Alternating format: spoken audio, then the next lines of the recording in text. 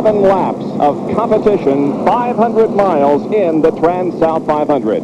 Let's take a look now at how they'll line up for today's race. The die-hard starting grid has Jeff Bodine from Chemung, New York on the pole, his second consecutive at this race, alongside his teammate for Junior Johnson, Sterling Marlin, in car number 22. The second row, Daytona 500 winner Ernie Irvin, and alongside him the most recent winner in Winston Cup at Atlanta, Ken Schrader. Harry Gant, who's won this race twice, will start fifth. Alan Kowicki will start alongside in the sixth position. Starting seventh, Dale Earnhardt, going for win number 4 in a row. Alongside in the fourth row, Brett Bodine from Chemung, New York, number 26. It's Darrell Waltrip on the inside of the fifth row, and his brother Michael Waltrip alongside outside of the fifth row. Davey Allison will start in 11th position in car number 28. The Haviland Ford, and Mark Martin will start alongside in car number 6, the Folgers Coffee Ford. Now we take a look at the rest of the starting lineup. Ricky Rudd, who is second in the point standing, starts in the inside of row number 7.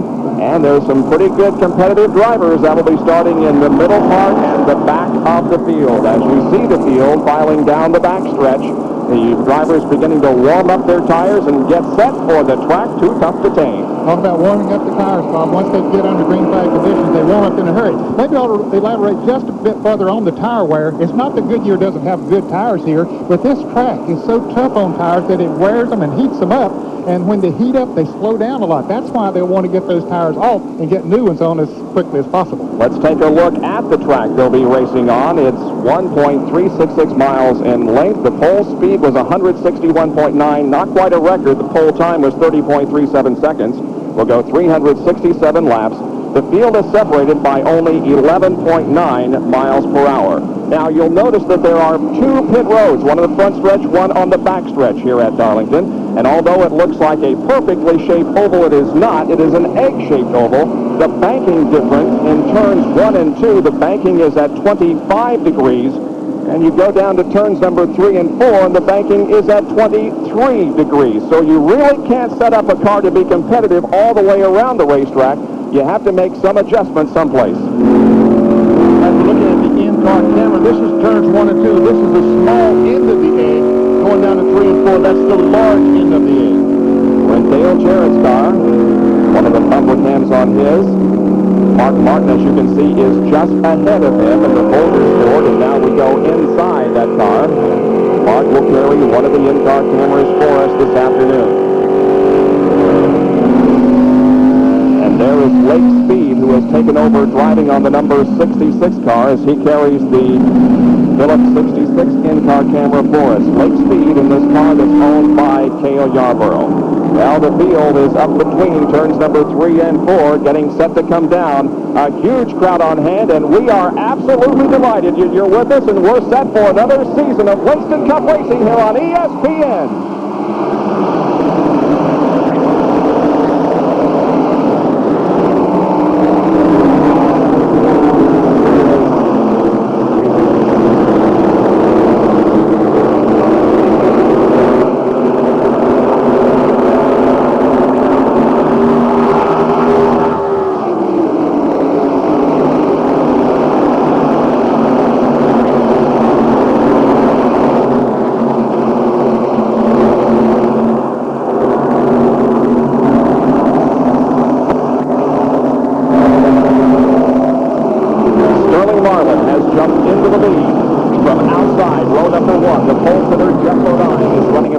Behind in second. Battle for third position. Ernie Irvin looking to the inside of Ken Schrader as they run down the backstretch. Irvin with the inside position. Let's see what happens as they go into the third turn. Irvin backs off. Schrader maintains third. Here comes Irvin back on the inside as Schrader slips up a little bit. That's a good place to pass on this racetrack now. It didn't used to be that way. And now Alan Kowicki looks to the inside of Ken Schrader as they head into turn number 1. Again, they'll file in the single file formation, and Alan Kowicki does pick up the spot. Brett Bodine now right behind Ken Schrader and Michael Waltrip in the bright yellow Pennzoil car. Running alongside Brett Bodine, and Waltrip picks up the spot. When these cars get positioned on the other cars, when they get on the inside of them going down the straightaways, the fellow on the outside just simply has to back off and let the other car go in, especially this early in the race. There's only one group getting in these corners at this stage of the race.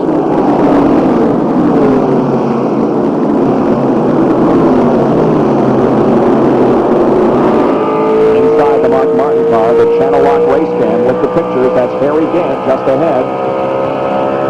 Dale Earnhardt just ahead of Harry Gant. As Mark sets the car in turn number 3, now turn number 4, headed for the front stretch. Mark's in 10th spot. Harry Gant started 5th. He's dropped back to 9th spot. Mark has picked up 2 spots from his 12th spot. As you can see well up front, Sterling Marlin still holds the lead here in the Trans-South 500. Back on Darrell Waltrip. Davey Allison behind Darrell.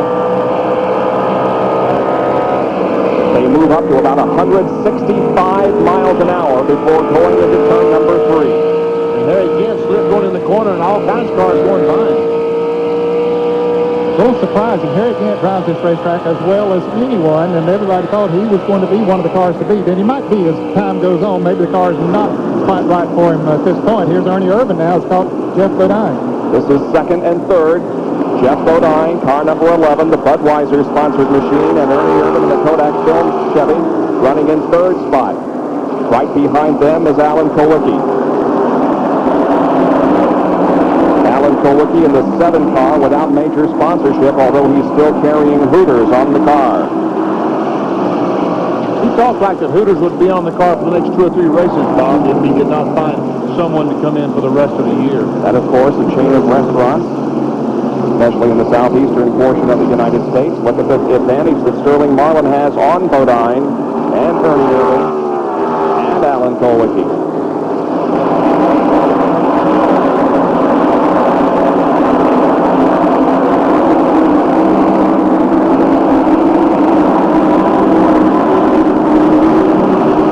Bodine's found a better groove or a different groove because Ernie was pushing him a moment ago. He put 3 or 4 car lengths on there of his car.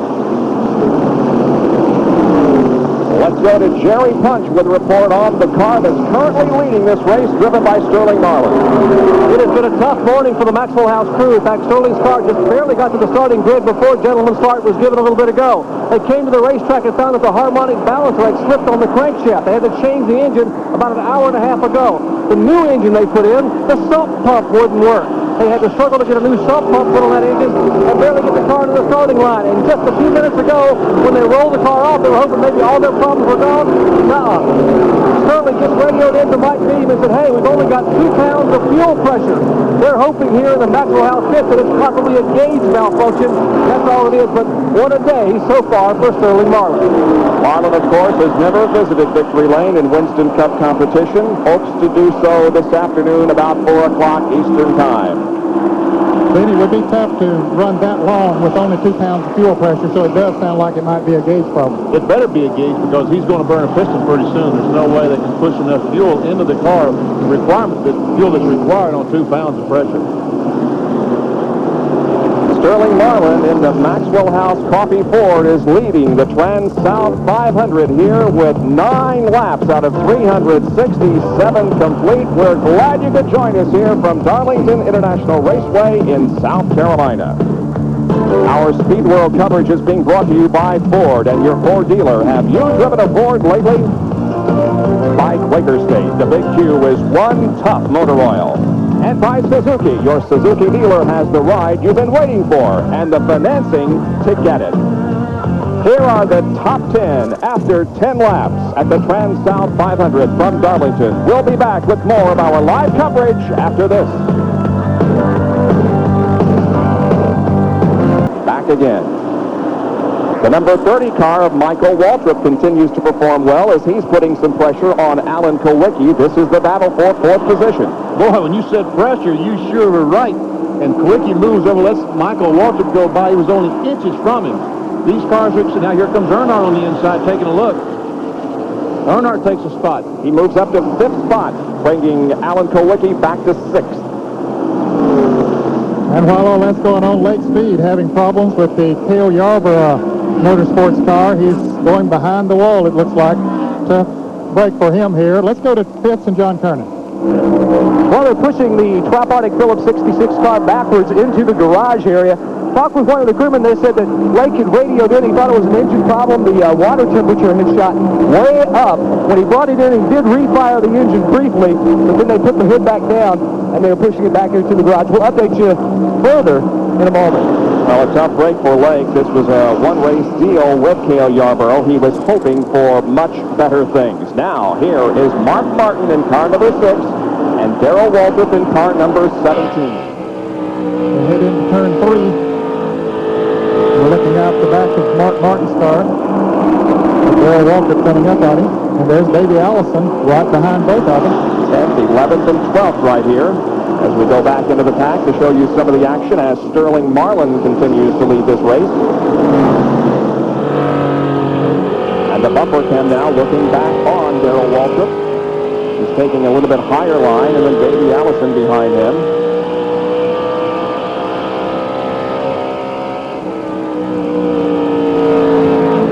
Going from about 165 miles an hour down to 140. In the middle of turns number 3 and 4 before getting back on the accelerator hard right here in this area of the track and reaching the top speed on the racetrack of what, about 170, Benny? 170. Right now, that car is doing 170 miles an hour, braking now to about 120, 25 miles per hour. So they have to really check the speed of these automobiles getting down in turn 1. Mark Martin 9th, Darrell Waltrip 10, Davey Allison 11th as we watch the action back in the pack.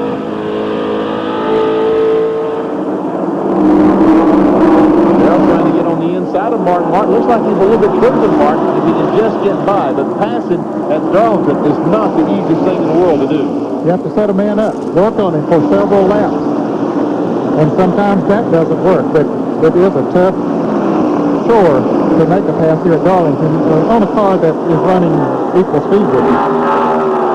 Mark Martin in the headlines a lot last year from the midseason on. Almost won the Winston Cup. Most of the headlines concerning this team this year has been the reported disharmony within the team, that they may have their act together now, and Mark Martin is really as well off this year in points as he was last year.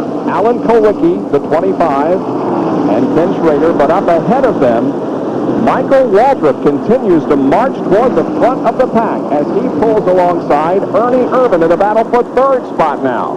Well, Ernie Irvin backed off. I started to say he's going to run in on the left car of H.B. Bailey going into that turn.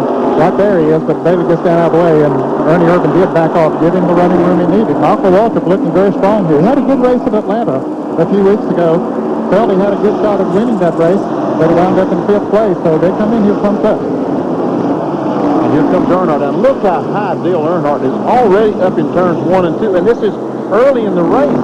There's no more race. There's a wall there. There's no more racetrack. I'm surprised he's up there this early. Now he's going to look to the inside of Irvin, and he makes the pass. So Dale Earnhardt now moves to 4th position, and the fans are on their feet. At least the Dale Earnhardt fans. The Dale Earnhardt fans. And there are a lot of them. Meanwhile, up front, you can see the interval between those guys and the leader, Sterling Marlin, and the advantage that he has on 2nd place, Jeff Bodine. But look at that yellow 30. Michael Waltrip closing up on the back of the line. And Bodine really has closed up on Sterling Marlin. Marlin had opened up about a 2.5 lead, but now it's down to car lengths. Michael Waltrip began the race in 10th position and is knocking on the door for 2nd. There's nothing that would please Michael more because I know he wants to do a good job for his sponsor, Pennzoil. He knows he's fortunate to have this company on the side of his car, and he wants desperately to do him a good job. And, of course, the Pennzoil team won the opening IndyCar race of the year at Australia and would like to register a victory in Winston Cup competition as we go to John Curtin for a report on pit road. Well, you recall how well Michael Waltrip ran yesterday until he dropped the cylinder. He's getting excellent tire wear on his Bushcraft National car. Asked him about his Winston Cup car. He said it's the same thing. The tires can run the fuel stuff. So we will look at them if you wanted to use it and possibly try to stretch it, as Benny and Ed talked about at the opening of the show. You know, we saw Michael Waltrip that time go through the middle of the racetrack in 1 and 2 as he takes over 2nd place. on Jeff Bodine, but he was in the middle of the racetrack. Remember, oh, and here comes Bodine back. You see that happen so many times, although Bodine's going to back off and let him go. But when you go in and pass someone going into turn 3, you just slide right up that track a little bit, and it opens the door, and that fellow you pass just comes right back underneath you. Dale Earnhardt is a master at coming back underneath you when someone passes him. But Jeff backed off and let Michael go. So Michael Waltrip has moved to second position to Sterling Marlin of the number 22 Maxwell House Copy Ford, the leader of the Trans-South 500 with 23 laps. We've been all green so far. You can see the interval between first and second as Marlin continues to hold on by a few car lengths. We'll be back with more right after this from the track Too Tough to Tame in Darlington, South Carolina. Is out. Alan Kowicki has made contact with the inside wall coming off of turn number 4, and we will show you how the accident occurred as the safety crew has arrived at this. And you can see now that normally in years past, pit road would be very busy at this time with the caution out, but not this year because you cannot change tires under a caution flag. Only Morgan Shepherd came. There's Alan Kowicki. He's okay getting out of the car, and John Kernan is walking along beside him. John? Alan has just now walked from the car. Alan, it looks like you got tapped by a slower car out there coming out of turn 4. Yeah, I sure did. I was watching for the guy, and I thought I had him cleared on the outside, and he still ran into me. And that's too bad. The car was running real good. We were keeping up with the leaders, and everything was fine. We were looking like we were going to have a good day, but it's the way it goes here at Darlington. A very dejected, disappointed Alan Kowicki is walking back. The crew is already back here in the garage area, and they are waiting for the car to come back. They'll survey the damage to see if they can get it back out on the track to pick up some Winston Cup points. He made pretty hard contact, though, with the left front of the car, didn't he? The right front of the car. Oh, that's right. The right side, Bob. Yeah, that's right. But Alan is obviously okay. They'll get the car on the hook and take it back to the garage area, and they'll check it over, and possibly the guy who is currently third in Winston Cup points, Alan Kowicki, might be able to get back in the competition.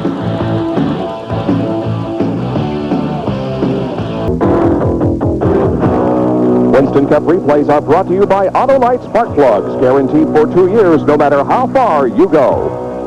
With Jeff Bodine on the pole, 40 cars charged to the green flag for the start of the 1990 Trans-South 500, the 5th event of the Winston Cup season.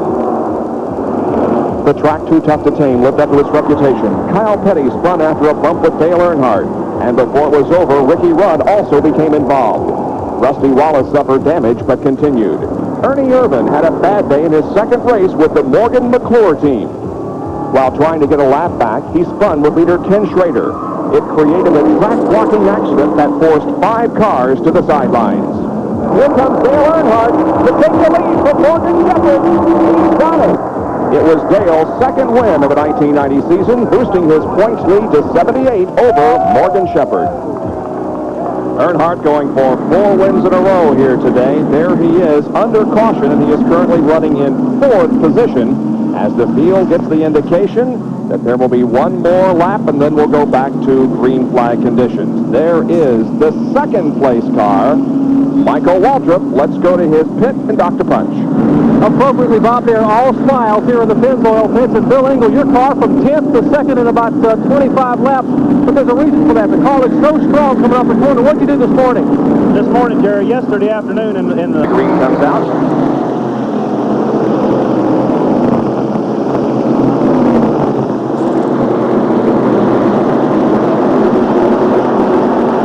Sterling Marlin has led this race from the very beginning. There's Earnhardt trying to catch Bodine for 3rd spot.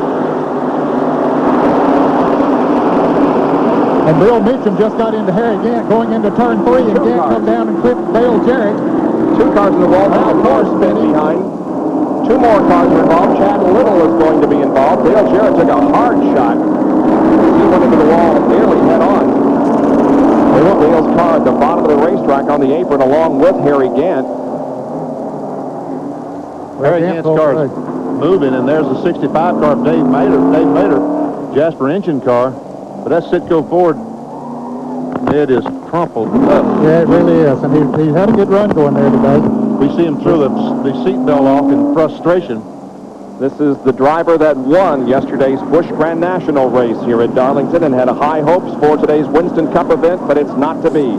Harry Gant has entered pit road and Jerry Punch is there. Well, not a happy crew here at all. They were one of the favorites to win this race today after being the fastest car possibly associated with Rusty Wallace in that final session yesterday. But Gant's car obviously coming into contact with Bill Meacham over there. Heavy sheet metal damage. All four corners of the car have been pushed in. Gant's turning off. The crew saying we can't fix it here. We're going to try to let you stay out on the lead lap. Harry motors back down pit road, trying to beat the pace car back out, but they've got a lot of work to do if Harry Gant's going to have a chance to pick up another Transouth 500 win. He's won twice in 89 and 83, and there is the safety crew that has arrived at Dale Jarrett's car, but as you can see, Dale is climbing out. There is obvious disappointment on his face, but he appears to be okay. Let's go to John Kernan, who's with Eddie Wood. Very disappointing finish to today. I know talking with you this morning, you had a lot of high hopes, but got into another car out there, and it doesn't look like you'll be able to go on. Yeah, I think we're in pretty good shape. He was just, kind of going to ride a while, but he said that 05 car hit Harry, and then Harry got him. But it's one of those things that can happen right here at Darlington, isn't it? Yeah, it can happen quick, too. Disappointment down here in the Wood Brothers pit. They will head back to the garage area, but they're not anticipating getting that car out. As you said, it is heavily damaged. It is heavily damaged to the front end, and here is the replay.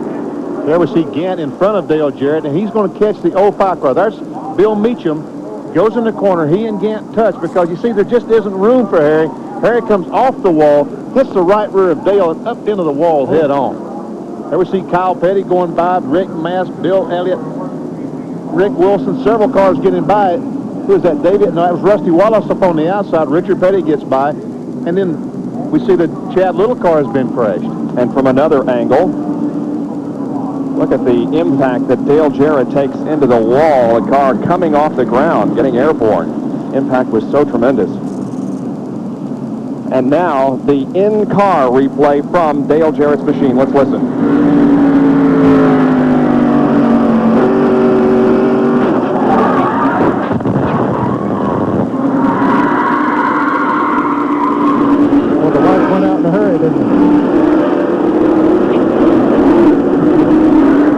You could hear Dale get on the accelerator when he saw that Meacham and Gant had touched, hoping to get by them, but it just didn't work. He probably thought he had Gant cleared, and then all of a sudden he just flipped him by a little bit. They've given Bill Meacham the black flag, fellas. I don't know. That's two incidents in a short period of time that he was involved in. And there is Roger Penske, who is overseeing the operation today on the car that he partially owns, driven by Rusty Wallace. 34 laps completed here at Darlington. Out to save the car. He comes out, clips the right rear of Dale up in the wall. You see, Meacham did not keep his car low enough. And that's why NASCAR emphasizes the rookie meetings here so much. Let's go to Jerry Punch, who's down there as they continue to work on Harry Gant's car. You talk about optimism. Well, Harry Gant is the height of optimism right now. He just got in his imitation of a cue ball over in turns 3 and 4. All four corners of his car getting pushed in. They were going to come in and change all four tires and set the toe end of the car. But Harry said, hey, change the tires of the car. Come back in and lose the lap. Let's don't change tires, guys. We can still win this thing. Just beat some of the sheet metal out of the toe end and we'll change tires under the green. We may win it yet. Well, that's what I call an optimist, Bob. It is, and he remains on the lead lap as he beats the pace car out of the pits. Well, can you believe it, guys? Baseball season. Bill and Ryan going to start for the Rangers? That's what I hear, yep. He and his son pitched against each other the other night. Harry Gant is coming back into the pits as the rest of the field is getting set for a resumption of the race. They evidently didn't have the hood pins all in the car. And he could go a lap down before he gets back out on the track because the green flag is about to wave. Well, so they ought to bring the jack over, and as soon as they wave the green, change tires. Would that be legal? You have to wait a lap, don't you? No, you don't have to do anything. Right now, I think they could change tires right now. But anyway, the green flag is back out. On 38, the race resumes. Harry Gant is still on pit road as the rest of the field comes up to speed. Green on the racetrack before he can change the tires. Now he begins to move away, but the field is at the end of the backstretch, being led by Sterling Marlin. Michael Waltrip running in second spot. Jeff Bodine is third. Dale Earnhardt is fourth.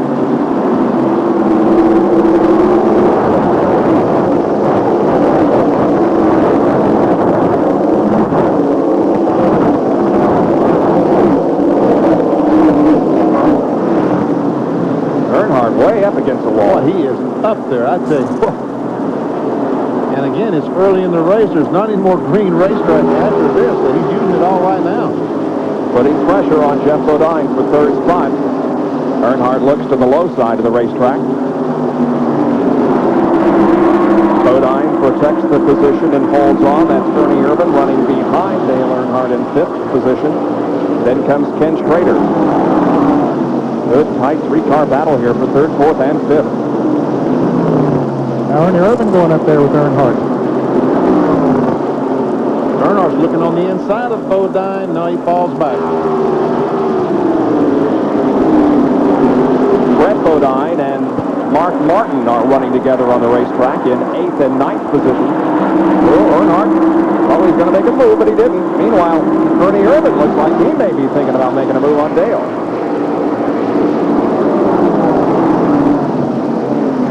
There's the top 5 cars. There again in the pit, changing 4 tires.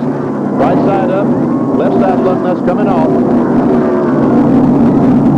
And Harry must now realize that his chances of winning the third Transouth 500 in his career are greatly diminished, if not out the window completely. Earnhardt still continuing to work on Jeff Bodine for third spot as Michael Waltrip runs ahead of them and the leader Sterling Marlin.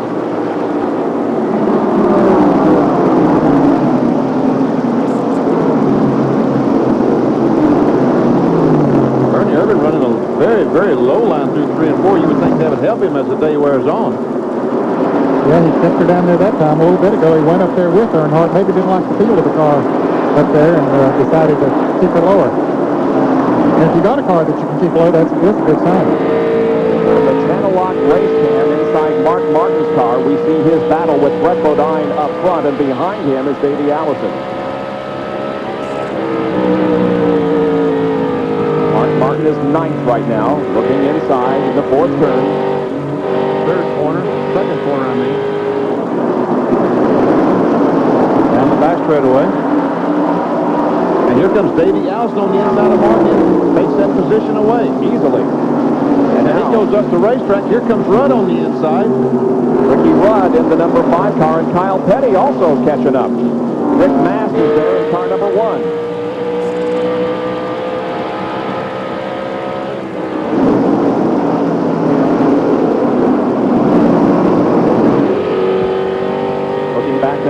Rick Mast. And there's Kyle Petty, the winner at Rockingham earlier this year. He's the most recent winner of the Unocal bonus money, which right now is $15,200, and the battle for third continues to rage, but Earnhardt still can't get it. Now Ernie Irvin moves inside. He may pick up 4th position here. They're side by side going into the corner. Earnhardt is holding him off by a half a car length. And as they come out of the second turn, Earnhardt maintains 4th position. Yeah, he got good bike coming off of that turn in that high groove, and that just let him shoot on down the backstretch. There is Ricky Rudd in number 5, Mark Martin in 6, and Kyle Petty in 42. Once Mark goes up the racetrack and Kyle Petty looks on the inside, he may have it. He does have the position. Takes it away from Mark. Kyle Petty now moves to 11th position. Mark Martin is back to 12th. Now look at Michael Waltrip as he closes in on the leader, Sterling Marlin. He may be looking for the lead here, coming out of turn number 2 and down the backstretch. He got a good run off that turn. He should get him going into turn 3. Michael Waltrip passes Sterling Marlin and takes over the lead. Let's see if he can hold it to the line and get credit for leading the lap. That'll give him 5 extra bonus points. Here they come off the 4th corner, and Michael Waltrip does lead the lap, but look at this tremendous battle back here in 10th, 11th, and 12th. Mark tried to get inside of Brett Bodine. Meanwhile, Rudd, Kyle Petty. And also behind the Mark Martin car, Rick Mast. Some using the high groove, some using the low. Mark Martin down low there in that turn. Now going to the bumper cam, looking back on Rick Mast.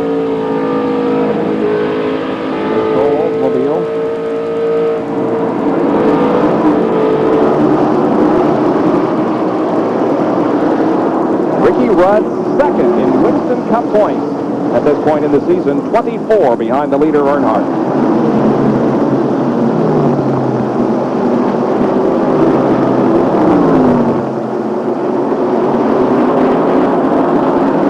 up front.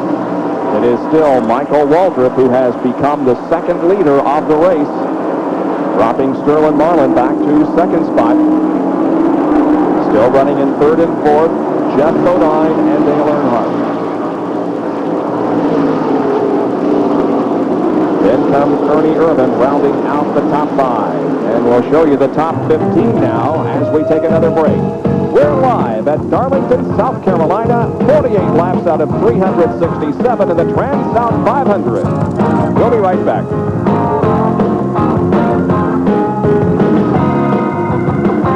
This way, that is Michael Waltrip who is leading and Richard Petty is smoking.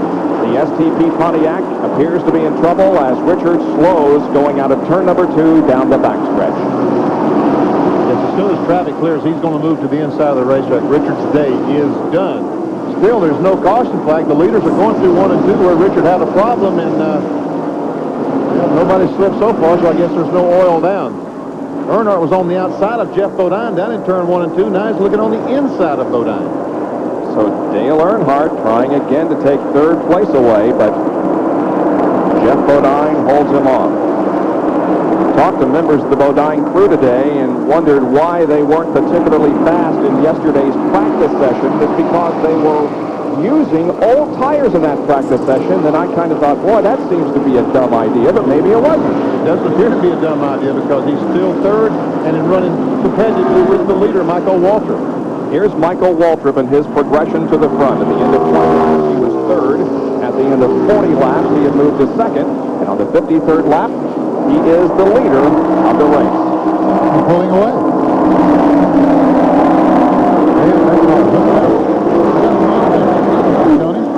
He's running 33.73 seconds. That's about 2.5 seconds slower than he qualified. So that's what we were talking about, folks, when we were talking about they're wanting to get those tires off there. Although they look pretty smooth out there, but Benny, they're having to feather the gas through the turns here now because if they stand on the gas, they're going to, here's Davey Allison trying to go by Kenny Schrader, but didn't quite make it. But if they do stand on the gas, they're going to break the car loose and compound their problem because eat the tires up more. That's exactly right. But we're getting 55 laps we've completed. We're going to see some of the cars that are struggling making pit stops pretty soon. Kenny Schrader might be struggling. Now, we know that he wants to stretch his fuel as far as he can, but struggling the way he is, will he stay out there on those tires, or will he come in and get some tires? Let's go down to the pit area and Jerry Punch. Another driver who's struggling right now is Sterling Marlin. Remember, we told you all the engine trouble they had this morning, having to change motors. Well, they didn't get a chance to work on the chassis of the car. That's why the car right now is so very loose. And of course, Michael Waltrip drove right by him. Sterling couldn't do anything about it. He would love to come in and get some fresh tires. I talked to Mike Beams, and they're one of the crews that are going to try the strategy that Ned talked about at the top of the show. They're going to go around 65 laps and pit for 4 tires. That'll put them on a scenario to make 5 stops throughout the afternoon. So that's what they plan to do. 65 laps, some 9 laps from now, but not nearly soon enough for that driver, Sterling Marlin. So we do go into the situation now where strategy begins to come to the mind of those on pit road and how they're going to play it this afternoon as we watch the action on the racetrack involving Ricky Rudd, the 42 car of Kyle Petty, and the 25 of Ken Schrader. That is 8th, 9th, and 10th on the racetrack. We have completed 57 laps. Right around that 60-lap mark is when we'll probably begin to see some cars come in for pit stops.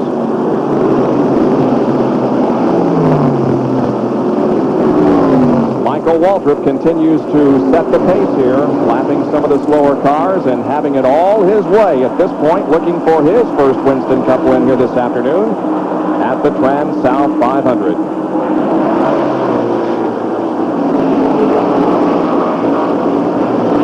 So Waltrip continues to lead now, and we'll take another break so we can come back and show you the action on the pit road as it is expected to happen in the next few laps. Stay with us. We'll be back with more from Darlington International Raceway right after this message. You couldn't ask for a more beautiful day in South Carolina. It's sunny, it's warm, there's a light breeze, and it's a great day to sit in the grandstand and watch your favorite Winston Cup driver in competition here at the Transouth 500 in Darlington. Top 5 at the end of 59 laps. It's Michael Waltrip leading Sterling Marlin, Jeff Bodine, Dale Earnhardt, and Ernie Irvin. is Michael on the racetrack. He continues to circle this 1.3-mile egg-shaped oval. And Ned, in your opening remarks, you indicated that around lap number 61, people are going to think about coming in, and it's lap 61 right now. Back of Michael Waltrip, second and third position belong to Sterling Marlin and Jeff Bodine. And then there's the 3-car of Earnhardt and the 4-car of Ernie Irvin. Darrell Waltrip. Dave Mader is a car involved in the accident. He's running pretty good. Yes, he came in and got some tires, and he is running good. Darrell Waltrip is running good. He has caught Ernie Irvin. Darrell running in 6th place now. And Jake Elder now on his crew, setting up the chassis. Good situation for Darrell Waltrip. There's Davey Allison in number 28 in the middle of that pack with a slower car in front of him. That's Rich Bickle in 47, the Canal Insurance car. Talking about Davey Allison, Larry McReynolds is the new crew chief on that car. He was the Brentwood I team. And here is the first car to come in for a pit stop. John Kernan will call the stop of Kyle Petty. Kyle's crew chief, Gary Nelson, is orchestrating this effort from high above the racetrack. He told me before the race started, expect us to be one of, if not the first, to come in, because he wants to go with a 5-pit stop strategy. They will come in and change 4 tires 5 times. He feels that that's going to give them an advantage in speed on the racetrack over the cars that try to push it and go the whole race on just 4 stops. Right side still up on the jack on the left side. The first car goes 23.1 seconds. A really good stop.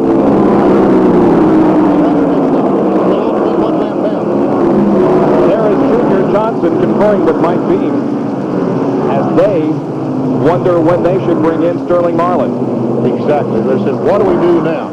Do we go to the 70 laps, or would you bring him in and put tires on it? It's still hard for me to imagine that they can go 74 laps. Even as slow as the pace is now, that would not burn quite as much fuel, but going 74 laps to go 100 miles, that's just going to be tough for them to go, and why not come in if you're going to have to make that extra stop anyway? These cars started first and second. They continue to run together on the racetrack, but now they run second and third to Michael Waltrip. Now, while Kyle Petty was in the pits, the car number 17 of Darrell Waltrip passed Ernie Irvin for 5th place. Bumper cam looking back on Rick Mast and Bill Elliott. Mark Martin's car number 6. Ahead of him is Brett Bodine in the Quaker State Buick. And these drivers right now are saying, please let me put on some tires. I want some fresh tires. Kyle got fresh tires. Why can't I have fresh tires? Yeah, now watch Kyle. Since he has those new tires on there, he run up on a bunch of traffic there, but just look how he's able to go down on the inside of Rick Wilson, no problem. Car just sticks. He'll drive up on the outside. Bill Elliott. Well, the Bill went up there, so he said, okay, I'll go on the inside. Just give me a little bit of room, that's all I want. Here's Rusty Wallace making a pit stop. The Miller Genuine Draft Pontiac is in for service. They'll change all 4 tires on this car. The fuel will be put in. Right rear guy was having some trouble changing that tire. Todd Parrott wearing our crew cam. And now says, go, Rusty, and Rusty moves back out onto the racetrack. Well, he's about a little over a lap and a half behind. In fact, he's going to be about a lap and 3/4 behind once he gets his speed up. But look at Kyle Petty. No problem with those fresh tires. Ben, go ahead. The car feels good right now. Well, that's what all the drivers are looking for, that comfort feel right now. Please let me have some tires. Darrell Waltrip and Davey Allison coming in. Kyle dropped to 27th when he took that pit stop. But boy, the car is really going now with the fresh tires. Here is Davey Allison on pit road. And the Robert Gates crew goes to work on that machine. So Davey stopped the car. There's Waltrip. Darrell Waltrip up front. Here comes Jim Brett Bodine. Rick Wilson is in at the Snickers Buick. Now, certainly it's time for the Pit road becomes quite busy in comparison to how it usually is. There's the work on the Allison car still going on. Brett Bodine pitted right ahead of Darrell Waltrip. Darrell's got some kind of trouble getting out this. He can't get the car to move. No, it's The car's not running. Now, while that perspective may show you very little room, that is not the problem at all. Darrell is having trouble getting that car refired. They're pushing the car down pit road. Well, that is going to really cost him a lot of extra time. I'll bet you he run fuel. Right now. There's somebody with an ether can. Somebody walks up and hands him an ether can like it was out of fuel. Here comes Earnhardt down pit road, and Darrell Walton's right in his way. Oh, this is going to be interesting. Earnhardt sees the problem ahead and goes inside and is going to make it okay. He is the very first pit stall down toward turn number 1. As the Richard Childress crew goes to work on that car, led by Kirk Shelmerdine and others. They still can't get Darrell Waltrip's car started. They pushed it clear down to the end of pit road. And he had one of the best runs going here today that we've seen in quite a while. Now he has to take it behind the wall. You talk about a crew that's exhausted. It'll take them 10 minutes to get their breath after pushing that car. Good stop. 22.4 for Dale. Jerry Punch reports on Marlin's pit stop. Well, they had originally planned to come in about 6 laps ago. You saw that conference a minute ago between Junior Johnson and Mike Beam, and so that changed the strategy a little bit. Now on lap 71, the Maxwell House Ford team taking all 4 tires. Right side lug nuts have already been replaced. Hustle around the left side of the car, and Mike Beam going to the right rear of the car. They will make a chassis adjustment. Meanwhile, Michael Waltrip brings the Pennzoil Pontiac down pit road. We're continuing here on the left side of the Maxwell House car. Michael Waltrip's car now going to get a 4-tire change there. Crew going to the right side of that car. They will change tires, seeing the front grille of the car. We would expect to see a 4-tire change on the lead machine. Now moving to the left side of the car. Crew now with the lug nuts. Pull the left front and left rear tire off and roll the fresh rubber in.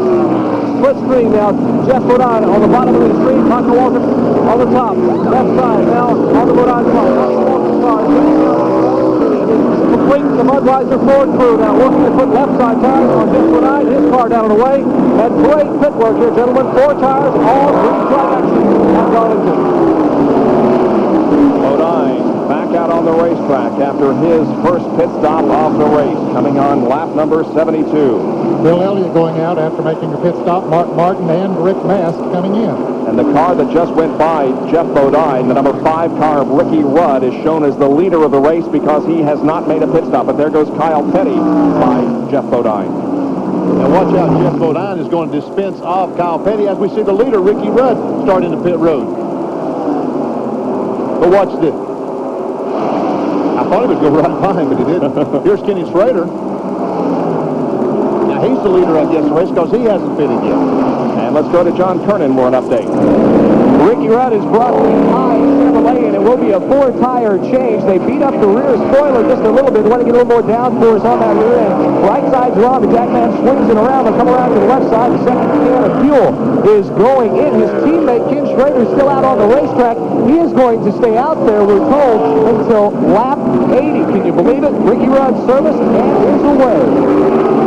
Wow, look at Davey Allison coming on with those fresh tires. Ricky Rudd back out onto the racetrack. He and Dale Earnhardt, the only 2 drivers so far this year, have finished in the top 10 every race. Boy, those new tires sure do make you go. I tell you, really has surprised me, fellas, that they're going as far on tank of fuel as they're going. That's great. I said up front, I didn't think they could go 100 miles. Most of them have done it. Kenny Schrader, they say, is going to go 80 laps. That's way over 100 miles. But that's the way he won the Atlanta race, by playing it conservative. Maybe he has the strategy figured out for this afternoon here at Darlington. Back with more after this.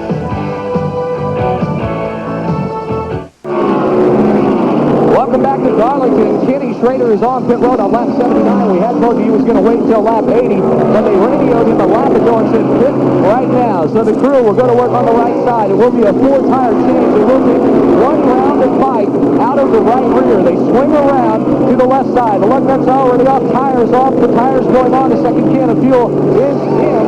The tires going on. Kenny waiting patiently.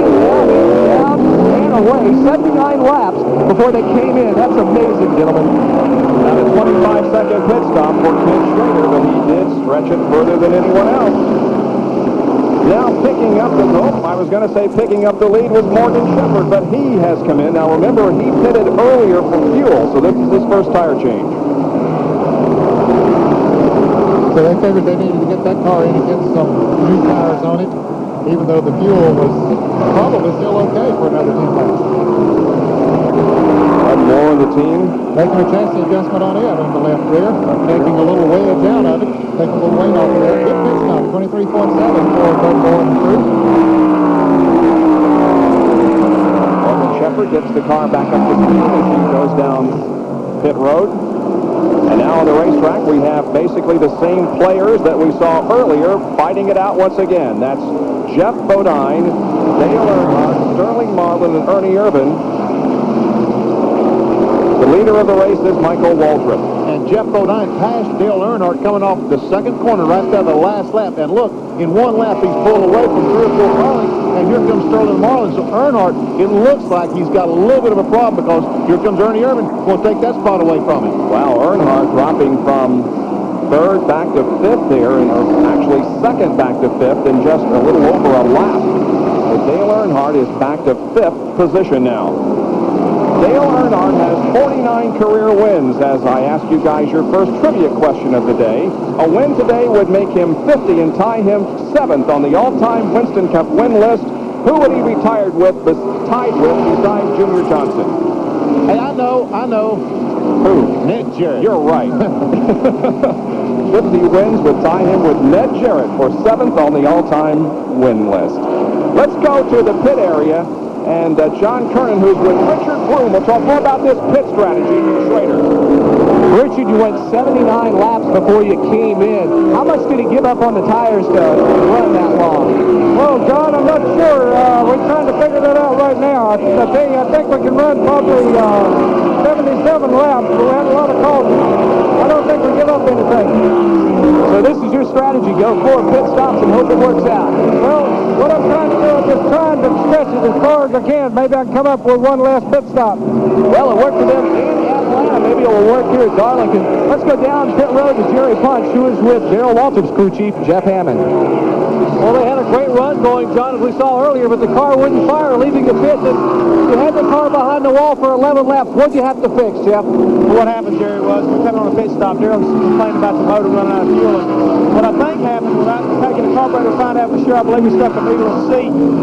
And when he did, he started flooding the motor out, and we finally choked it all down. We couldn't get the car running with that carburetor, so we had to replace the carburetor. A tough break for Darrell Waltrip. He is now 11 laps down. They had to replace the carburetor behind the wall, but he is back on the track. Right now, he's shown in 33rd position unofficially as he tries to gain back some of those laps that he lost during that very unfortunate situation. He is 10 laps down at the moment. Now look, here's Michael Waltrip, who is the leader, coming up on Derek Cope, going into turn 2. Cope goes very high. Waltrip looks like he does touch him a little bit as Morgan Shepherd goes by on the inside. Very close call for Michael Waltrip in the Pennzoil Pontiac. They both keep under control and keep going. Puts Morgan Shepherd back in the lead lap. What happened is Michael Waltrip thought Colt knew he was there and was going to keep the car down, but when they went in the corner, Colt came up, and Michael was already committed to go in there hard on the outside of him and ran over the top of him. Talk about braking. He was doing serious braking. But Michael Waltrip holds on to the lead. Comes off turn 4. Looking just about to be lapped again is Harry Gant, who had that unfortunate incident a few laps ago. Once again, here's how to enter the Right Guard Halfway Challenge sweepstakes. Just dial that number and register yourself. If they call you back after the halfway point, you know who was leading at the 184-lap mark, you'll win a Pontiac Grand Prix SE, 1-900-420-2222. Michael Waltrip got things going. You know, Ned, they found something in Atlanta because you said earlier his car in Atlanta was one of the best there. And that's as good as I've ever seen Michael Waltrip run. He comes to Darlington with the same thing.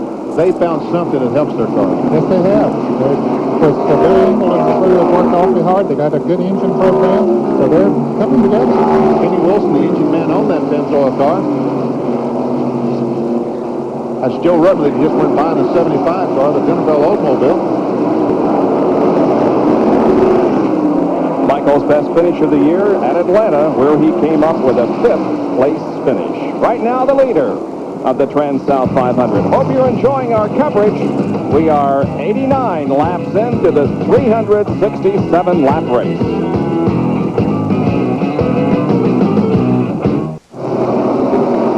Bob Jenkins, Ned Jarrett, Benny Parsons, John Kernan, and Dr. Jerry Punch back at the Trans-South 500 in Darlington, South Carolina, being led right now by the number 30 Pennzoil Pontiac, driven by Michael Waltrip. Now, here's the question of the moment. is the 25 car playing the right strategy because he is several seconds behind. If this race goes green the rest of the way, that strategy is not going to play. Right now, he's about 27 seconds behind the leader, and they've only made one pit stop, which means Michael Waltrip, after one more pit stop, he can make an extra pit stop and still be ahead of the 25 car. That is, if they go green, you know, that usually doesn't happen at all. That's right. If the caution were to come out right now, Kenny Schrader could make up that 27 seconds, then it would be good strategy. So we'll just have to wait and see what plays. Well, certainly the pit rules that have been instituted by NASCAR have really brought into effect race strategy as we take our first field snapshot of the race. Watch for your favorite car to come through. Watch for its colors and sponsorship and find out how it's running in relationship to the leader. Here comes Kyle Petty down, Dale Earnhardt. Davey Allison about to pass Dale Earnhardt, trying to. Ricky Rudd in there. That's Strickland moving up in the top 10 now, running good. H.B. Bailey just went by in the red and white car. Rusty Wallace, that's Bobby Hamilton in the green automobile. Bill Elliott. There's Schrader. Here comes Brett Bodine, Rick Mast. Dave Marcus, Rick Wilson. Here comes Terry Terry Labonte. Labonte. And our leader. And there's a leader once again. Mickey Gibb just going a lap down in the 24 car on the inside. J.D. McDuffie in the blue 70.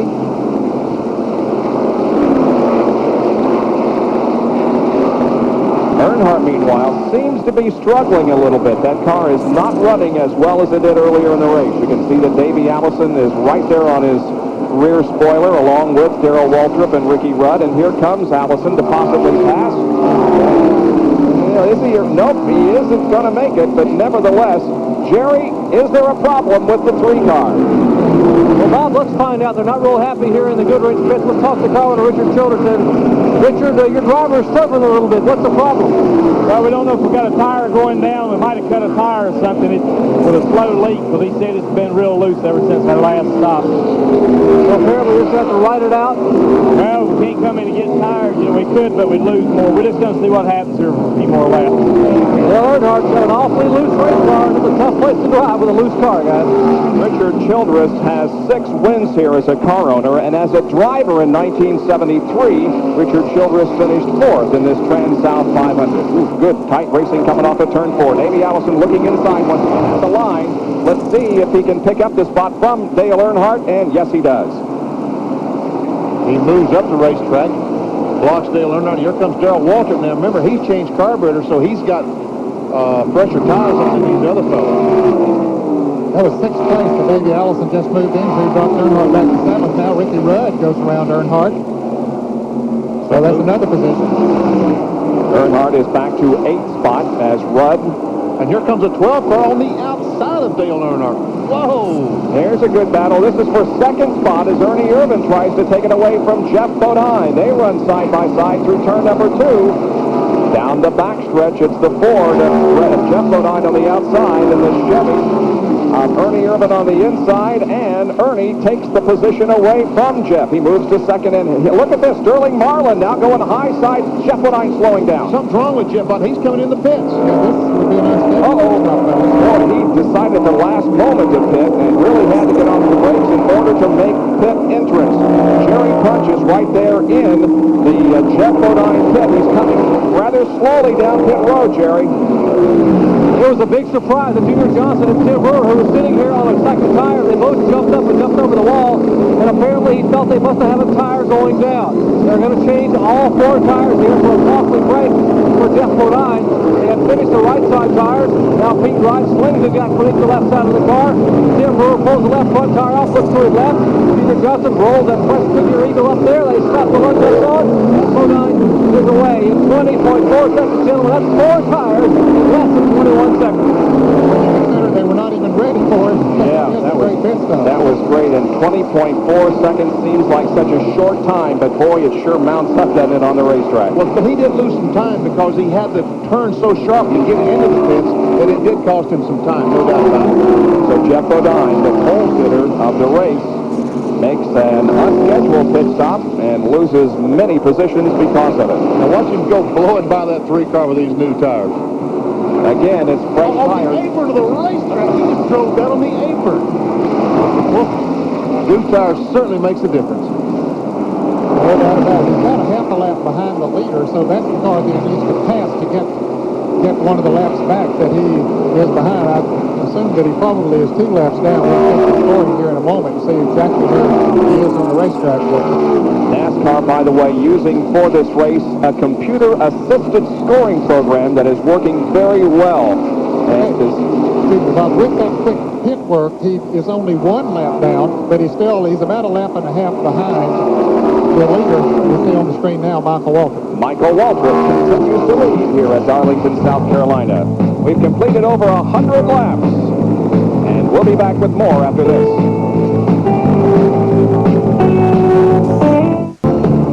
We're live at the Transouth 500, the 5th stop on the Winston Cup Trail for 1991 at Darlington International Raceway in South Carolina. And we're delighted you could join us this afternoon for our Speed World coverage, which is being brought to you by Pontiac and your local Pontiac dealer. We build excitement. By Levi's 505 and 540 jeans for men. And by Busch Beer. Head for the mountains of Busch. There's the leader, Michael Waltrip, with 106 laps completed. Look at the number 12 car of Hut Strickland challenging the 5 of Ricky Rudd. That's the 7th spot, I believe, Bob. 6th and 7th, that is.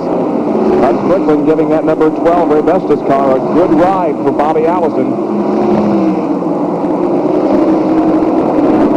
Let's go down to the pit road, and Dr. Jerry Punch, you can explain what the problem was on Jeff Bodine's car. He came in for an unscheduled stop just a few laps ago, Jerry. Well, gentlemen, remember how Jeff surprised the crew? He felt a sudden vibration in the left front of the car. He thought he had a tire going down, but the Goodyear tires were fine. Let me show you what actually happened.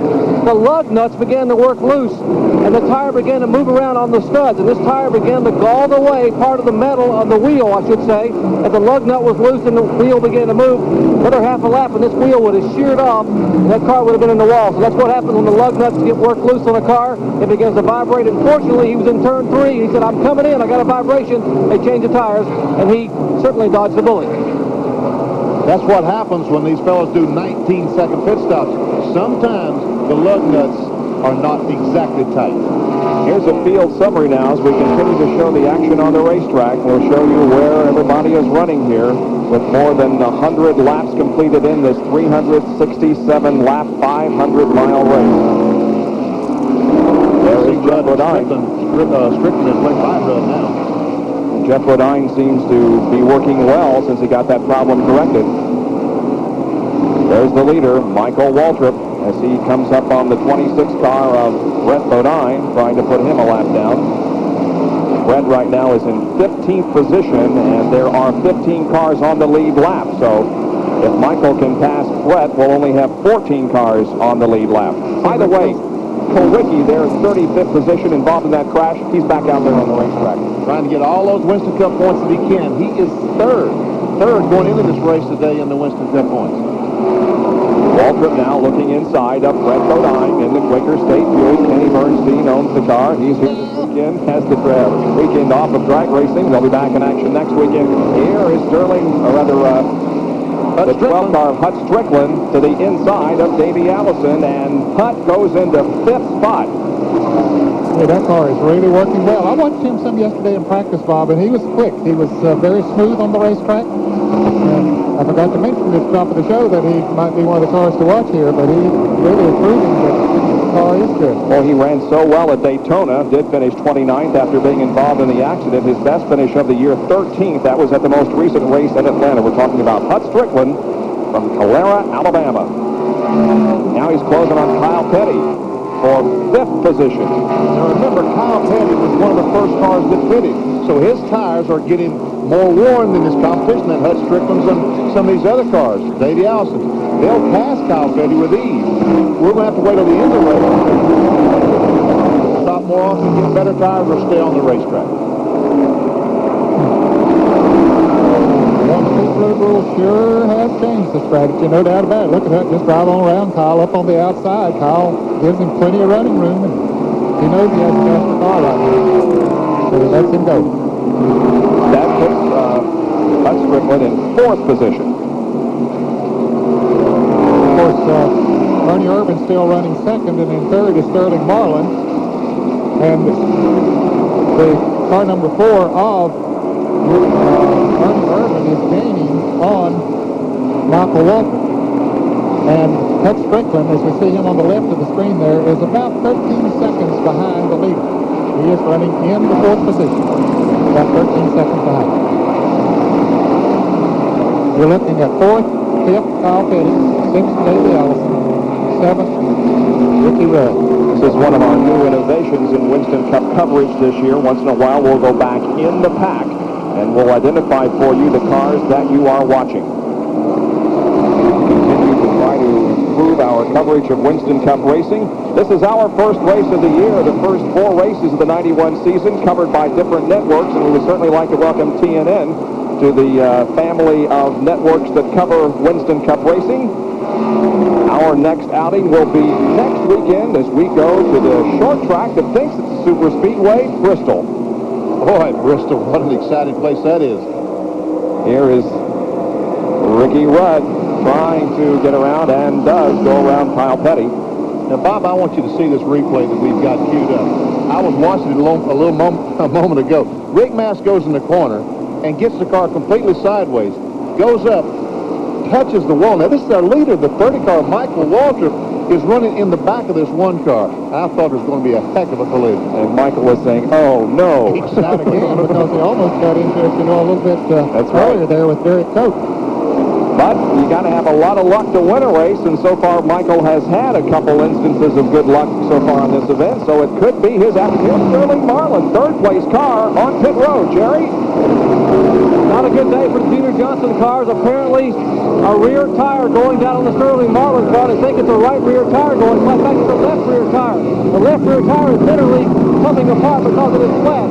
He is running on the inner liner. He's been running laps at 160 miles an hour on the inner liner. Junior Johnson now going across to help raise the left side of the car up and then get the jack underneath it because the tire is going down. They have already changed right side tires, left side tires going on. They are pulling off what's left of the left rear tire. A tough break for the Maxwell House crew and Junior Johnson. The car is now down and away after 4 tires of the green. He went 55 laps before that tire went down.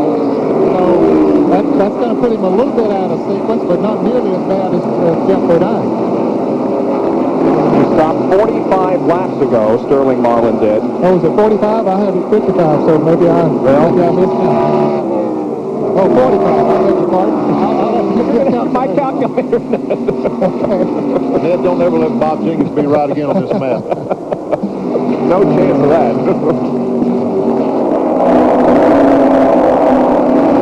Michael Walters having things his way. Still the leader of the race. Made a pit stop for almost 120 laps into the race, and he still doesn't look like he can be beat as he goes by Alan Kowicki in the beat-up Hooters Ford. Here comes Sterling Marlin right behind Michael. Now, what Sterling needs... Oh, I'm sorry, that's Dave Marcus. I thought it was when I saw the blue car. Now, another innovation we have for you this year in Winston Cup coverage is the Big A Auto Parts on-track interval. Now, the far left column is laps. Laps 105, 106, 107, 108, 109. We timed the laps of Michael Waltrip, and we timed the laps of second place Ernie Irvin, and there you can compare them. Now, the far right-hand column is the interval between the two, and you can see that Ernie Irvin has reduced the interval from 5.1 to 4.7. Then you can check those middle columns and say, well, was Michael Waltrip slowing down or Ernie Irvin getting faster? And you can see that Ernie Irvin really has been faster in the most recent laps, allowing him to cut into that interval. Michael, the interesting thing is Michael Waltrip, every lap is getting a little bit slower. Does that mean maybe he's got a tire going down? That's usually an indication. Ernie Irvin continues to move in just a little bit. That was, as you can see, 105 through 109. We're now to 121.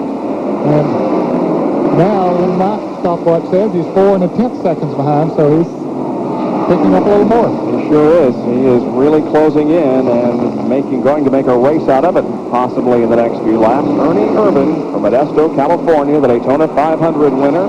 As we widen out and show you the on-track interval between first and second position, he's still got a pretty healthy lead, at least on the racetrack.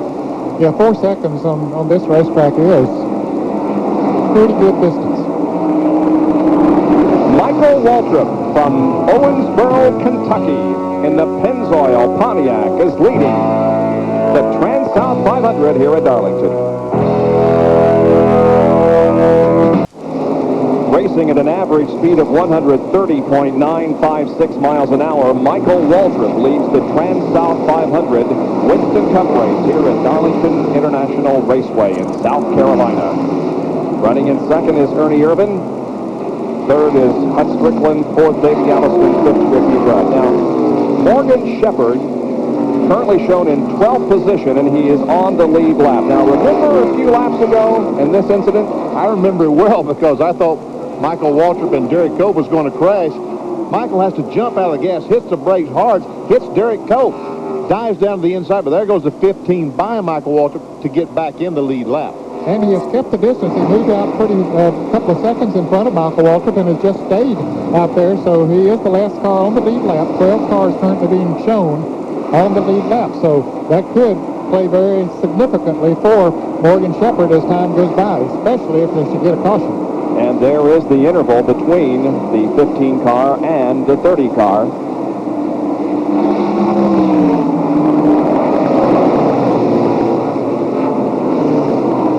Some of our checkers around the racetrack have been checking, and they found that the new tires are worth about 1.5 seconds a lap. But they've also found in 5 or 6 laps that the tires seem to get back to normal. So the new tires may not be the advantage that we're making it out to be. And we are talking about the radials. They are running the radials and not the bias plies here at Darlington. It was a hotter day here than usual in April. The temperature was scheduled to get up to about 80 degrees. Around there, it seemed to be pretty close to that. Another one of our field snapshots. Watch for your favorite driver to come around. There's Jeff Bodine. There again with the battered car. And talking about battered cars, on the right is Alan Kulwicki, as he was involved in an incident early on that damaged the front end of that car. Davey Allison in the pits. Let's go to Tiff and John Turner. It's going to be a 4-tire change for the 4th place car. Davey had fitted, was one of the first cars to come into it shortly after Kyle Petty. They will go to work. Joey Knuckles will put in 2 rounds of bite into the left rear. Davey had radioed in and said the car was loose. Right sides are on, left side going up. They'll slap the air wrench on the lug nuts. And Davey Allison is waiting. Finally, the left rear lug nuts are tight. He is away. Now let's go down to Jerry Punch. They have already changed right side tires on the Dale Earnhardt Liberty Chevrolet. They are now putting the left side tires on. Lap 130. A little bit early for what they would like to have come in, but they had that tire. Now the car stalled. They will have to put the car in refires, and he is away. We don't see that happen very often. It's been 59 laps since Earnhardt stopped. That's too early, but he had to stop and get some newer, better tires on there and get the chassis adjusted. Now, let's watch. We'll see Michael Waltrip come up on the outside of him. Maybe he's going to have to hustle to keep from going 2 laps down. We don't see that yellow car yet of Michael Waltrip. Earnhardt is going to be able to stay just 1 lap down, but he's almost 2 laps down. We see Earnhardt there now. If we pan back just a little bit, well, here's Ernie Irvin in the pits, but Michael Waltrip was not far behind him. Look, they're making a chassis adjustment. Tony Bear with a crew chief there making the chassis adjustment on the Kodak Chevrolet. Sticker tires being put on the left side of the car. The car is full of fuel. A little bit of trouble on the left front. Now things are on securely. We'll get further and Wallace is in, getting the change of 4 tires. Ernie Irvin goes back out. There is Earnhardt on new tires. Look at him. Past Morgan Shepherd. The car stalls, but watch the crew react to that factor. The car moves now. You can't push a car with the engine's running, but when that engine died, they all dove in there and pushed the car because then it's legal when the engine's not running. And one crew member didn't successfully make the jump over the wall, falling in the process, but nevertheless the car got fired okay. And Dale Earnhardt got back out there losing only 1 lap, but it was close to losing 2 as he goes inside and passes the guy with whom he battled nearly all year last year for the Winston Cup, Mark Martin. See, now, Michael Waltrip is right behind Dale Earnhardt. What a great break for Earnhardt. If he could get a caution now, he could make up almost 30 seconds and still have his fresh tire. We have only had 2 caution periods, however, during this race. One for Alan Kulwicki's crash on the 25th circuit, And then on lap number 33, an incident involving several cars, including Harry Gant and Dale Jarrett. Here comes Michael Waltrip in the pits. He's decided he's had enough of those tires. He wants some more. Drives her down on the apron of the racetrack and hits pit road. To stay out there too long at the speed that he's running and making up a lot of extra ground. So he's coming in, and Jerry Punch is right there. In fact, Ed, he has only run 63 laps in his first pit stop. He's finished initially on lap 72. We would expect to see a four-tire change. The problem Michael's having on the track is not what you might think. His car is still too tight. They started the race with the car extremely tight, and they finished the right side tire. They didn't change it on the first stop. They thought, well, the track will get very slick and leave it out. That's not been the case. The car is still very tight, so they will make an adjustment here. They put the left side tires on. Pit stop, he is down and away. Great green flag stop for the Pennzoil crew. That is giving Hut Strickland the lead, fellas. Michael ran 63 laps on those tires before he came in, and there is the leader behind Rick Mast. Hut Strickland in the Rebecca's car, number 12. Look at his move toward the front. 20th lap, he was 20th position. 65th lap, he had moved to 10th. By the 100th circuit, he was 7th. Now on lap 136, he is the leader of the race. Hut Strickland. We see him going by Rick Mast, and I know there's a fellow up in the hospital in Blacksburg, Virginia, Hugo Phelps, who didn't want to see that. Hugo, the longtime scorer for me and all the cars of the Jackson brothers in the hospital up in Blacksburg. And Hugo, we all love you down here, buddy. You know that. Bobby Allison, the car owner of Hut Strickland's machine, has himself 5 Darlington wins, 1 in the Southern 500, 4 in the Southern 500, and 1 in the Transouth 500. There's Ken Slater in, and I don't believe he went as far as he did the last time, Jerry Punch. No, he did not, Dad. You know, just what you guys said. If someone comes in and changes the strategy by getting fresh tires and begins picking you off, you're going to have to come in and do it the same thing. So he certainly didn't go nearly as far. They have changed right side tires. They make an adjustment in the car. Likewise on his Kodiak Chevrolet, left side tires going on. Although little trouble with the left front. Now they So maybe this indicates a change of strategy for that team. We talked about a chess match earlier in the show. They changed their way of doing things. Now they're back to doing the things the way the other teams are. Let's take a look at Rusty Wallace. Todd Perry wearing the crew cam as Rusty comes in for his pit stop. He's the tire carrier, and he's going to make an adjustment on the car. You can see that he looks to the front, then he comes back, gets the brakes down there, takes a little bite out of the right rear, which should tighten the car up a little bit. Goes around on the other side, looking at everything that's going on in terms of making an adjustment on that side.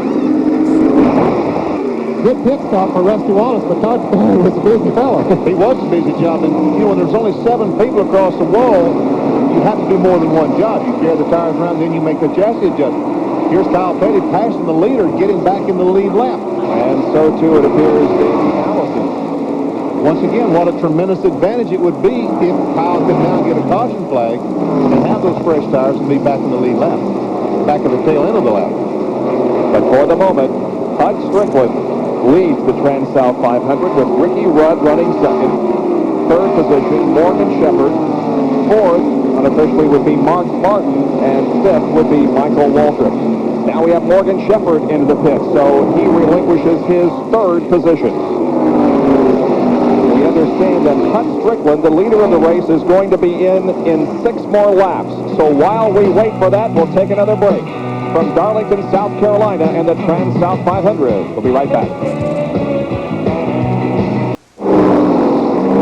We had been told that Hut would come in 6 laps, but he chose to come in earlier than that. He had a 26.8-second pit stop, changing all 4 tires and gassing the car.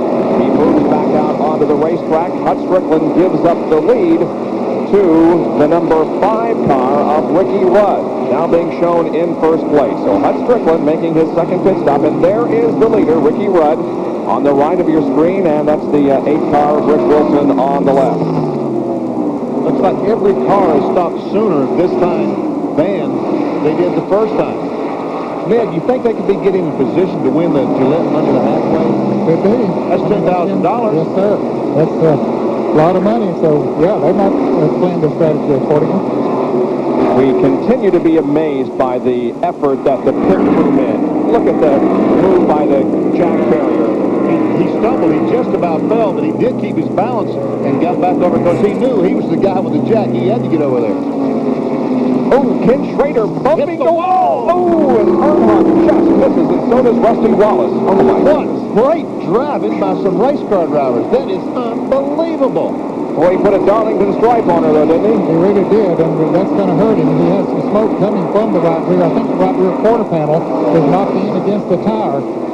Yes, he's going to have to make a pit stop when the crew is scrambling around getting ready down there. He was running in 11th spot when the incident occurred. Just got the car up too high in the corner between turns 3 and 4, and it brushed the wall. And watch Earnhardt and how he just barely escaped. What happened? Schrader hit the apron going in. He got the car too low going in, goes up, hits the wall, and comes back, just barely touches Earnhardt. I don't know. There might be some damage to Earnhardt's car. Great driving, though, by Ken Schrader to avoid a major incident. He is on pit road now as the crew will check the tires and the bodywork, Jerry. Richard Broom orchestrating what they're going to do to try to fix the car. The crew goes to the right side. Richard Broom had just told the guys, no tires, no tires. So they're going to look at the damage first, and now they must change the tire. Apparently they have a right front tire that has been cut, and the crew now coming across to change tires. A tough break for Kenny Schrader and the Kodiak Chevrolet crew. And Ricky Rudd. Exactly, Bob. As we were both about to say, the Tide Chevrolet of Ricky Rudd, that was our current leader, is in the pits. And Rudd now getting his service. We would expect to see him. And the car number 6 also is fitting, of course. That is Bart Martin. Schrader's car is down the way. And Ricky Rudd's crew now changing the left side tire. Waddell Wilson and the crew, they have changed 74 laps the first time. This time 74 laps again, so it's lap 148. We're right on schedule, Bob. It's a pit stop, about 22 seconds. A little over 22 seconds for Ricky Rudd. And you notice they made a chassis adjustment on that car, too? Almost every car that comes in the pits, they're making chassis adjustments on. And not just minor adjustments, pretty major adjustments. Yeah. You guys mentioned how they may be setting up for the right guard halfway challenge. At the halfway point, the driver leading will win $10,000, and you could win a Pontiac Grand Prix SE. Dial the number on your screen, and if they call you back after the halfway point and you know who led at that 184 lap mark, you'll win the Pontiac. The right guard halfway challenge, that will be coming up on lap number 184, and we're right now at 149. Well, Ricky Rudd just went 74 laps. That's 101 miles. And Mark Martin also went that same distance. He was in just the same time that Ricky Rudd was, or a lap before, actually. Average speed of the race is a record at this point. We're at 132.435 pace, and the average race record is 131. Here is Ken Schrader making a second entrance onto pit road. Jerry, they didn't get it all fixed. Well, Dan, what they think they might have is a problem with the Panhard bar. Now, rather than me take time, I'll let you and Benny explain it just a minute, but they are working now on the left side of the car. They will change left side tires. Apparently, when he slammed the wall up there, he knocked the rear end of the car over, and they may have bent the Panhard bar. And certainly the rear end is pushed up against the fender here on the left side, and it is tossed back on the right side. That's going to make it awfully tough to drive. It's either way. Here's what happened. Kenny Schrader is going in the corner, down on the inside. He goes in the corner. He's too low. You see, he's on the apron of the racetrack. That throws him up into the outside retaining wall. And the Panhard bar, what happens is that's the bar that keeps the rear wheels centered in the car. Now that he's pushed the rear wheels over, the left rear is rubbing the quarter panel on the left side. So it's nice that we could go back. See it. Yeah, look. You see where the left rear is rubbing the quarter panel? He still hasn't beaten it out enough. And it ain't cracking, as they say. The rear wheels are not running in the same crack as the front wheels, which will make it handle very poorly. So when we went back and rolled the tape back a little further, it was very plain what happened with that three-car, three-abreast situation there at the end of the backstretch. Schrader was just too low to get into the corner to carry him up into the wall.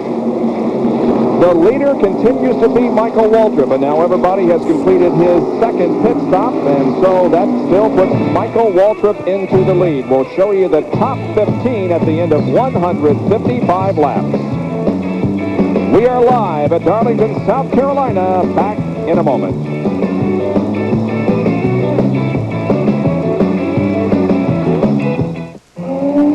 Hey, Mike, tell me about Channel Lock pliers. Tommy, see that plier over there with the blue handles? What kind of pliers is that? These are Channel Lock tongue and groove pliers. My dad uses them on his race car, too. For the tough jobs and the small jobs, reach for Channel Lock, the handiest plier of them all. Hey, guys, anybody seen the Channel Lock pliers? Channel Lock. Be sure you're getting genuine Channel Lock pliers. Look for this trademark. Say your status. Climbing through 10,000 feet, heading 194. Switching to frequency modulation. Anti-lock brakes operational. Head up, locked on. Twin dual cam V6. Powered up.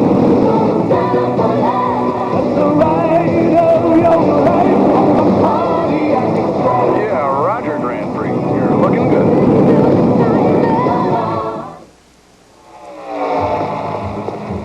Think I'll ever drive a car as fast as you? Well, maybe, if you don't do drugs or alcohol or drop out of school. Promise me won't. Okay, then let's make a deal. A contract. Get your own contract at any Citgo gasoline retailer. Mail it back and you'll get Dale's official poster. Plus, a chance to meet him at a real NASCAR race. They're a performer for America. Without drugs or alcohol. Get your contract at Citgo today. There's the leader of the Transouth 500 from Darlington. It is Michael Waltrip. Just ahead of him, there's some cars doing battle on the racetrack. Rusty Wallace there on the far left of your screen. Dale Earnhardt and Darrell Waltrip, along with Harry Gander, of course, is many laps down. Now, Waltrip made a pit stop not too long ago, and was running faster than Earnhardt and Rusty Wallace, so he just went around Earnhardt. But a few laps ago, they were really battling back and forth, Rusty Wallace and Dale Earnhardt, giving the fans a little extra thrill here at Darlington. But now Rusty was pulled away from Earnhardt. Darrell Waltrip, by the way, is... Well, the 12 car just hit the 12 car has just hit the wall up in turn 1. He's come off turn 2 now. As we see Dale Earnhardt come off the second corner. Earnhardt's car just isn't right today, is it, Ned? No, it isn't. It's the cars that took him to 3 victories in a row here at Darlington. There we see the 12 car coming in the pits. Rush with the wall up in turn 2. Hunt Strickland brings the Rebestis Buick onto pit road rather slowly. That's a shame. He looks like he may have a broken panel bar or something like that as well. Here's John Kernan. Jimmy Pinnock lifts the hood. They're looking under. The left side of the car, you can see a tire mark, but you can't hear it or see anything. But you can see where the right front fender is crinkled just a little bit. They pull away the sheet metal. Now Jimmy talking on the radio to the crew. The right side is still up on the jacks. Hunt will refire the car.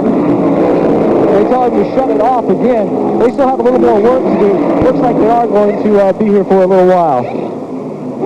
Well, too bad. He led the race at one point, and when the incident occurred, was running in 12th spot. But Hunt Strickland now on pit road, watching the others lap him. And his chances of winning are pretty much over at the moment. I'm telling you, this racetrack, Dale Earnhardt said it absolutely best a couple of years ago when he hit the wall down in turn 1.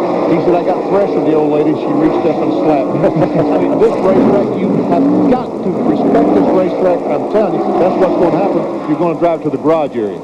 You cannot relax your concentration for 1 second on this racetrack. Well, you not only have to admire the racetrack, but you have to admire the drivers who have won here. And in 1978 at the Transouth 500, the winner was Benny Parsons. I almost remember that? Barely. And in 1973, the first time that this race became a 500-mile race, it used to be a 300, then it used to be a 400. And in 1973, when they made it a 500-mile race, Benny Parsons wound up in second position. I remember that race. David Pearson won, and I was 13 laps down in second. You think we didn't have crashes that day? How about an update on Hut Strickland, John? Well, when he hit the wall, Bob, bad news. He busted a brake rotor, so they are taking it behind the wall back into the garage area to replace it and get him back out here on the track just as soon as he can. Jimmy Finning and the crew, as well as they're running, understandably, very, very upset as they head back to the garage area. Yeah, they should be very disappointed because they had a real shot at winning this race this afternoon. Now, let's give you a pit stop analysis here. Michael Waltrip last pitted on lap number 35, got gas in 4 tires. We project his next stop at lap 198. You can see that Ernie Ehrman pitted 4 laps earlier than Michael, and he's next expected in around lap 191. Jeff Bodine last pitted on lap number 99, so he should be coming in at lap 170. Kyle Petty expected about lap 185, and Davey Allison not until lap 200. I don't know exactly how many laps, 198, that's 169 laps. If every 60 laps, if they come in, that would make it to the end of the race. So Michael Waltrip, it looks like his strategy is working pretty well. Yeah, now Jeff Bodine, of course, is a little off sequence. He's going to have to come back in earlier because he had that Bruce Ludnut situation. And that will probably require him to make an extra pit stop sometime during the race. Michael Waltrip could become a first-time winner here today. Now, the Winston Cup Series has had at least one first-time winner every year since 1976. Well, we talked about Benny Parsons' performance here. Now, Ned Jarrett never won the Trans-South 500, but Ned does have a Southern 500 win to his credit. That was back in, what? 65. 65, right. Yep. Back in the pack, it is Jeff Bodine, Kyle Petty, and Davey Allison. And this is for third spot. Third, fourth, and fifth, as they on the screen. And Jeff Bodine, Ned, is running pretty good. The fact he's been out there with 30, 40 laps more on his tires than the competitors. Here comes Davey Allison on the inside of Kyle Petty. Kyle went up on Jeff Bodine there, and that opened the door a little bit for Davey, but he was not able to make the pass. Now, according to the projections we saw on the screen there just a moment ago, Jeff Bodine is scheduled to come in about 4 more laps. That's right, and he's still staying in front of these cars. So, Ford doing a good job this afternoon, and Jeff and this crew need just a good run today, Ned. Well, just another reminder that the 30 car is the leader of the race, Michael Waltrip, and he is about to lap the guy who started on the outside of the front row along with his teammate Jeff Bodine. That's Sterling Marlin in 22 going 1 lap down. You mentioned that Jeff Bodine needed a good run here today. They've been off to a bad start this year. A lot of rumors had floated around that he might be leaving that team and all that kind of thing. That isn't going to happen, but certainly there has been a lot of rumors and maybe a little bit of dissension in the team. But once they won the pole here, they pulled them back together, and they went into this race very determined. Had the bad luck, but they still were in good position for this race. You see any smoke coming out of that 30 car? Some of the NASCAR observers say that they have seen smoke coming from the 30 machine. Jerry, how's that being received by his pit crew? Well, NASCAR sent an official down here to talk to Bill Engel a minute ago. They thought it might have been overheating, but Bill described what the problem may have been. Bill, they said they saw some smoke from the car. What is it? Here we believe what it is. When we changed the gear, a little bit of oil got into the hub, and it's maybe just seeping a little bit onto the hub. It's hot, it's making smoke. Water temperature is fine. There's no leakage on pit road where we made our stops, so it's not enough to even worry about. It's showing a little film right now on the back of the car, but it's nothing to panic over. That's the story here from the Pennzoil pits. So Michael Waltrip continues in the lead. His best career finish was a second place in the 1988 Miller 500 at Pocono, Pennsylvania.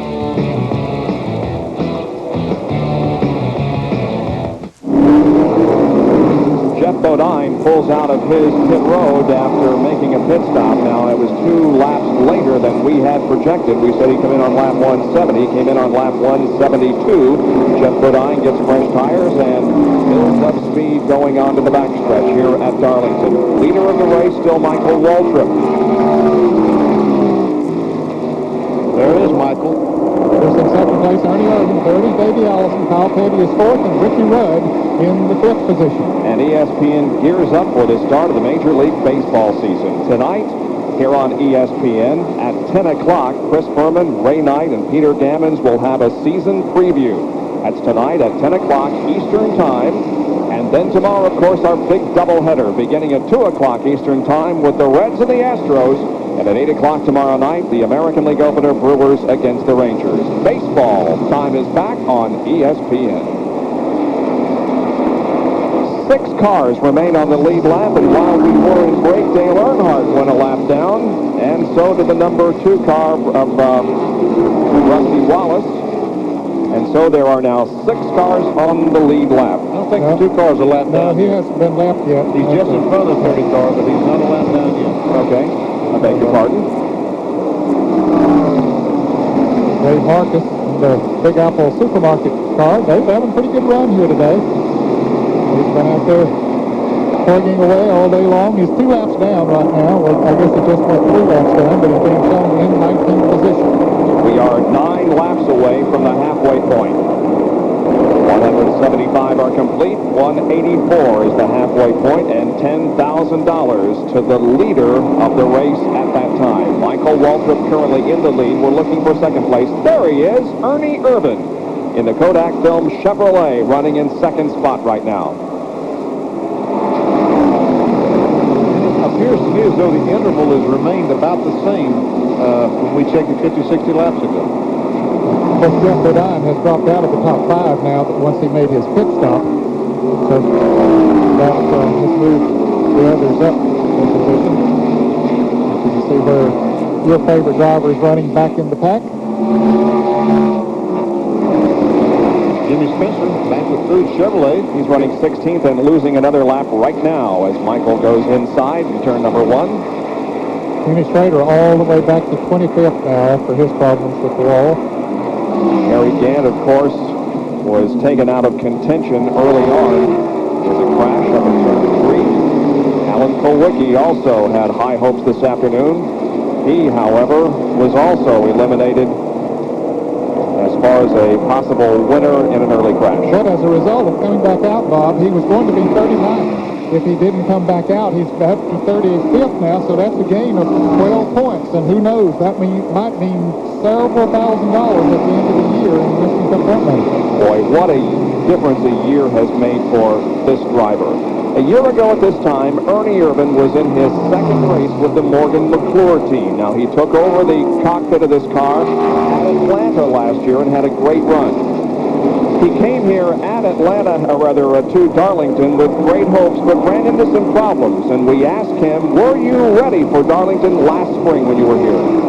Well, I was over ready, I think. If ever ready, I was over ready, and we make some mistakes, and we learn from our mistakes, and we move on, and we remember those things, and it's good experience. Ernie Irvin has come a long way, and I think no better indication of that than his terrific victory at Daytona this year. Let's go to Jerry Punch, who's in Sterling Marlin's pit. Scheduled pit stop for Sterling Marlin in the Maxwell House team. They will, we would expect, change all 4 tires. At least they better. They just took the lug nuts off the left side. Now they come around to the left side of the car, take the left side tires off, roll fresh rubber up there, with your Eagles going into place. They are really pushing up on that rear spoiler. Mike Beam wrenching that spoiler up, trying to keep the car a little more stable on the racetrack, and he is heading back to turn 1. 26.5 seconds there to make that pit stop. Not too bad, considering all they did. He was in 10th position when he came in. There's Michael. And now how many laps is he from the halfway point? 3 more laps, and this boy's going to $10,000. That might hit him up for a loan tomorrow. Now, what would you do with the money? With all my money, what would I possibly want to fire something in for, right? I thought I was going to have to fix his teeth. We were in a basketball game a couple of weeks ago in Kannapolis, North Carolina, and Hal Goodson stumbled around on the court, and Michael and I jumped up the ladder, and I hit him in the tooth with my head, and I thought it knocked his tooth out. That was the one we had on Speed Week? Yeah. That was a great game. They lost. NASCAR guys lost by what, 1 point? 1 point. Jeff Hammond missed a layup with 5 seconds to go. Jeff, you're a non-basketball player if I've ever seen. Way to go, Jeff. Stay in the pits. You were the coach, though, right? I knew you wouldn't get on the shorts and go out on the court, huh? I'd do better than that. I was the coach. Yeah, well, I remember seeing you in shorts in Daytona, and that's why I knew that you wouldn't do it again. Okay. 1.5 laps to go for Michael Waltrip. This time around, he'll complete lap 183. As we see Rusty Wallace coming in for a pit stop as Michael Waltrip stays out on the track. Here's Rusty. Knowing he had no chance at the halfway challenge money, he comes into the pits.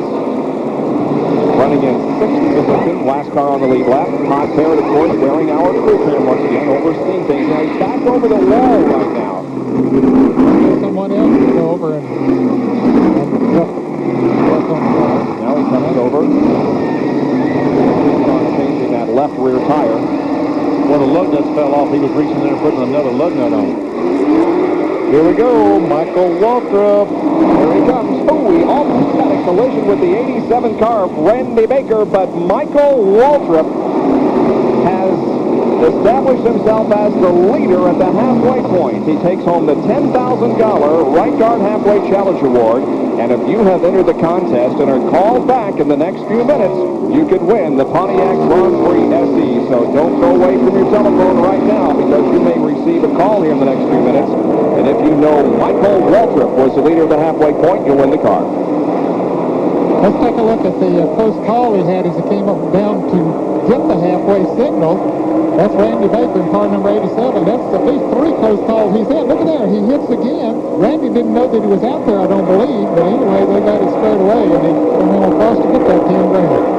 How many bullets is he going to dodge today? I mean, they keep shooting for him, Michael, and he keeps dodging. That's at least 3 times he's had a close call. This is the battle for 4th position between Kyle Petty in car number 42 and Ricky Rudd in car number 5. And we understand that Kyle, as Ricky goes to the high side and passes Kyle, will be looking for a pit stop in just a few more laps. So we'll take a break and be back for more pit stops and more racing from Darlington International Raceway.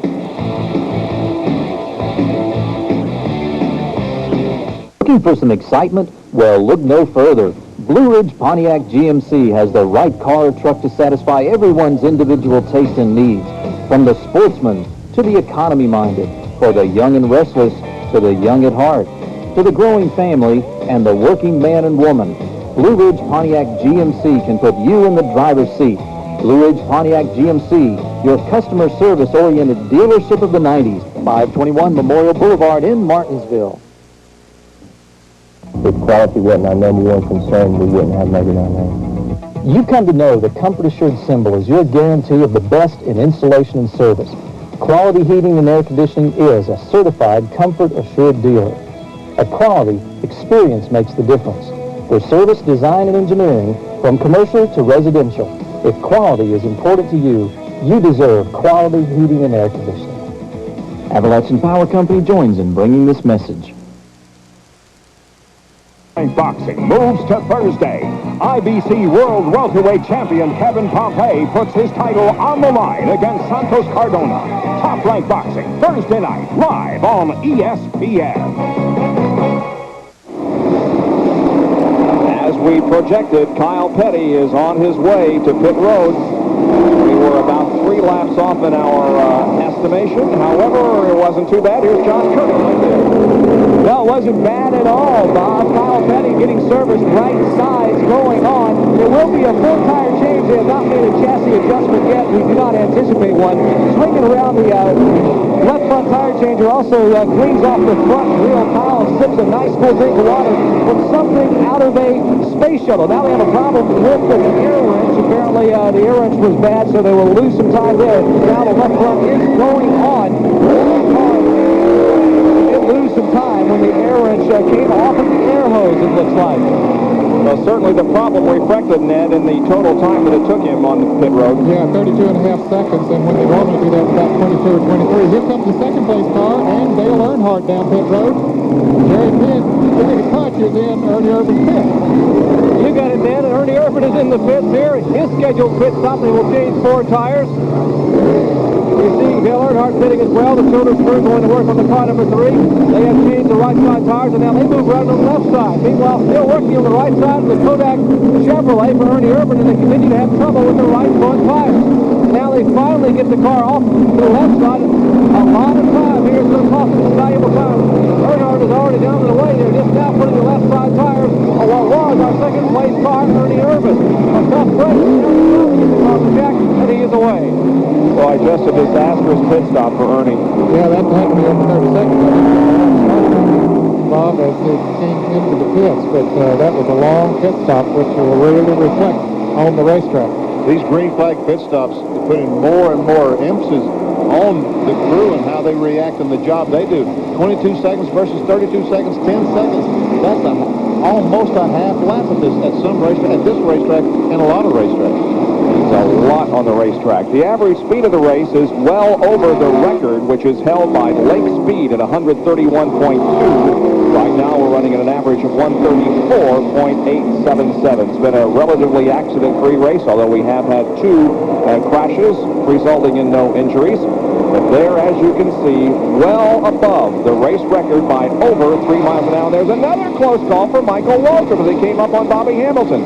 Well, he sticks that left front fender right up there on the right rear quarter panel of those cars that he's passing. Morgan Shepherd goes out of the pits. But he's just living a charmed life so far. Let's check the Western Auto Race recap. Michael Waltrip has led 121 of the 187 circuits. We had 2 caution periods for a total of 10 laps. 5 cars remain on the lead lap, and there again is the race record average speed to this point. Those that have led include Hud Strickland, Michael Waltrip, of course, the most. Sterling Marlin was a leader early. Ken Schrader was also before he had a problem, and Ricky Rudd has led this race. Out of the event, Lake Speed was the first to go. Dale Jarrett because of the crash. Bill Beacom also out. Chad Little, Richard Petty had mechanical problems and dropped out. And now the mechanic, Western Auto mechanic of the race recap as Waddell Wilson leads the point standings right now with Andy Petrie second, followed by Danny Glad, Kirk Shelmerdine, and Tony Glover. As you can see, more action on pit road. Davey Allison has brought his Avalon Texaco Star Ford in for service. Already they've changed tires on the right side of the car. Now coming to the left side, and a good pit stop for Davey Allison. It was a good stop. No major mistakes in that pit stop. There's the leader, Michael Waltrip, and we can now put another mark in the close call column. This is how it was a few laps ago when he came off of 4 and Bobby Hamilton was in the way. He's leading rookie contender so far this year. What was Michael doing down there? Yeah, looks like he lost control of the car as he exited turn 4 and was trying to save it down there. Well, you have the car turned pretty good when you come off of there, and it has a tendency to go down that way, but most of what you want to do is just sort of let it drift up against the wall, but he just kept it turned and towards where Hamilton was there. Well, let's go down to Jerry Punch, who has an interesting story about the halfway money. Jerry? Now, guys, get a hold of this. One reason Michael Waltrip may be sort of bobbing and weaving. He may be a little bit mad right now because he is not going to get the $10,000 halfway right guard challenge money.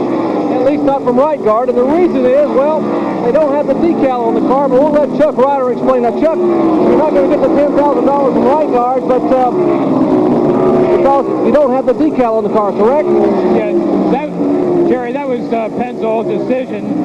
Because of their tradition with the decals, they will now compensate us for that $10,000. So it's an important situation for them, and we respect them as our major sponsor, and we thank them for their support. They wanted a fewer decals on the car, but the right guard program goes on, but they're going to compensate you for the 10 grand. It's an excellent program, and we respect NASCAR and right guard for that program. We just are sponsored by Pennzoil, and again, it's their decision. Well, a little bit of a different wrinkle here, but I guess the folks who call in now, Bob, still got to remember that it was Michael Waltrip who was leading at the halfway point. That's right, Jerry. It has no effect whatsoever on the fact that a car might be given away here in the next few laps. Well, that's exactly right, but it has an effect on who gets the $10,000. You think we can go put our name in the hat? I mean, is no one going to get the $10,000 or is the second place? I'd say right guard would save that. I don't know. I would imagine so, yeah. That'd be my guess. But you can see as he's back in. Yeah. He's back in. Well, he had a long pit stop just a few laps ago, and now Ernie Irvin comes in for the second time in just about 5 laps. We talked about loose lug nuts. I would say that the right front tire, they did not get that tire tight. He felt the vibration like Jeff Bodine did. He's back in. Yeah, they worked on that right front for a long time before. Now, this is a very quick pit stop, a little over 13 seconds, but apparently they just couldn't get the lugs tied on. So Ernie Irvin loses more positions as Michael Waltrip continues to lead here at Darlington. We'll be right back in just a moment. A 26-second pit stop for Michael Waltrip, 25.8 as he gets up speed and goes back out onto the racetrack. So Michael Waltrip has made his third pit stop of the race. And now Bill Elliott is in, and John Kernan is right there. Bill Elliott moved all the way up to third on the scoreboard. He was a lap down, but when Michael Waltrip pitted, that gave him his lap back. So Bill is in for a 4-tire change. Even though they have outlasted several of the other cars on the track, they will have to pit at least 2 more times to make it the rest of the 500 miles. Finally drops the go in, and Bill is down and away. Some new faces on that Bill Elliott team this weekend. Russ Bales, Philip Young, Eddie Crump, and Doug Shanker on the team. Dan Elliott has retired, and some other adjustments made in that team. But Bill Elliott, before he came in for that pit stop, was shown in 6th position. Elliott was the lap down to the 30 car and the 4 car, but I noticed that last stop he ran right with those 2 cars and competed with them, but he is a lap down to him. Now, what about Ernie Irvin? He just made that pit stop a few minutes ago, unscheduled. Jerry, what was the situation? Well, Bob, Benny Parsons must have a crystal ball up there because he guessed exactly right. They had left the right front lug nuts loose on the car. They came back in. They didn't know which one it was. They just felt the vibration. They changed all 4 tires, but indeed it was the right front. So, hey, good job, BP. He's lucky. No. Oh, look at Ernie Irvin almost bent out as he tried to get under Morgan Shepherd. Oh, Ernie. Death. I take nothing away from Benny. You're good. I've changed my attitude this year. As you can see, Ernie, although a successful Daytona, things have not been going all that well since then. And watch him get on the brakes here and almost lose it. Watch this, Ned. Wow. He does really get on the brakes and keeps her under control. He almost ran the back of Morgan Shepherd and then almost spun out and didn't do either. So, and they were fighting for position, by the way. Morgan Shepherd is 10th, and Ernie Irvin is now in 11th position. Let's go back and analyze this pit stop by Michael Waltrip.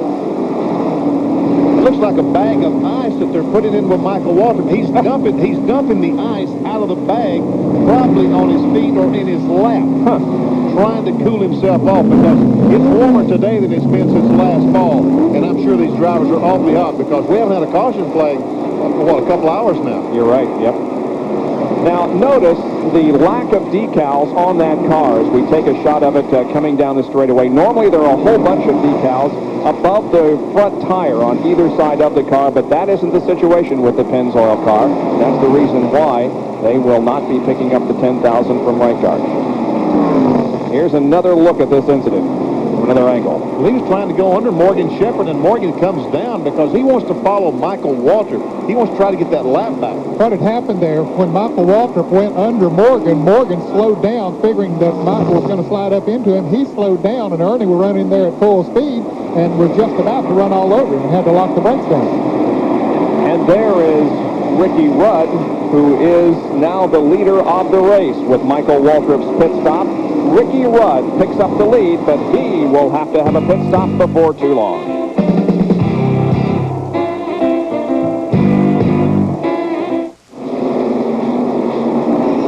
Back with more of our live coverage of the Transouth 500 here in Darlington. Ricky Rudd in the top Chevrolet has the lead of the race, completing lap number 213. He last pitted on lap 148. 65 laps he's been out there. His tires are getting pretty warm. We see Jimmy Spencer going by Jeff Bodine. That means that he has fresh tires on that Banquet Food Chevrolet.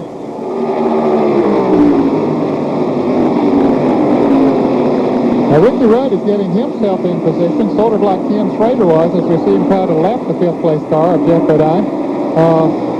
But he's been running. Ooh, they kept together. He slips a little bit coming off of turn 4. But he might be able to make it on 4 pit stops. He's been running about 74 laps on each stop. Okay, now we keep talking about the guy on the outside giving the fellow on the inside position. Why didn't Jeff Bodine do that? Because he knows that the 5 car is the leader. And if he passes and the caution comes out, he's the lap down. Now, everything he can do, he wants to stay in front of that 5 car to save that lap. Here's a great shot from Mark Martin's in-car camera, the Channel Lock in-car camera.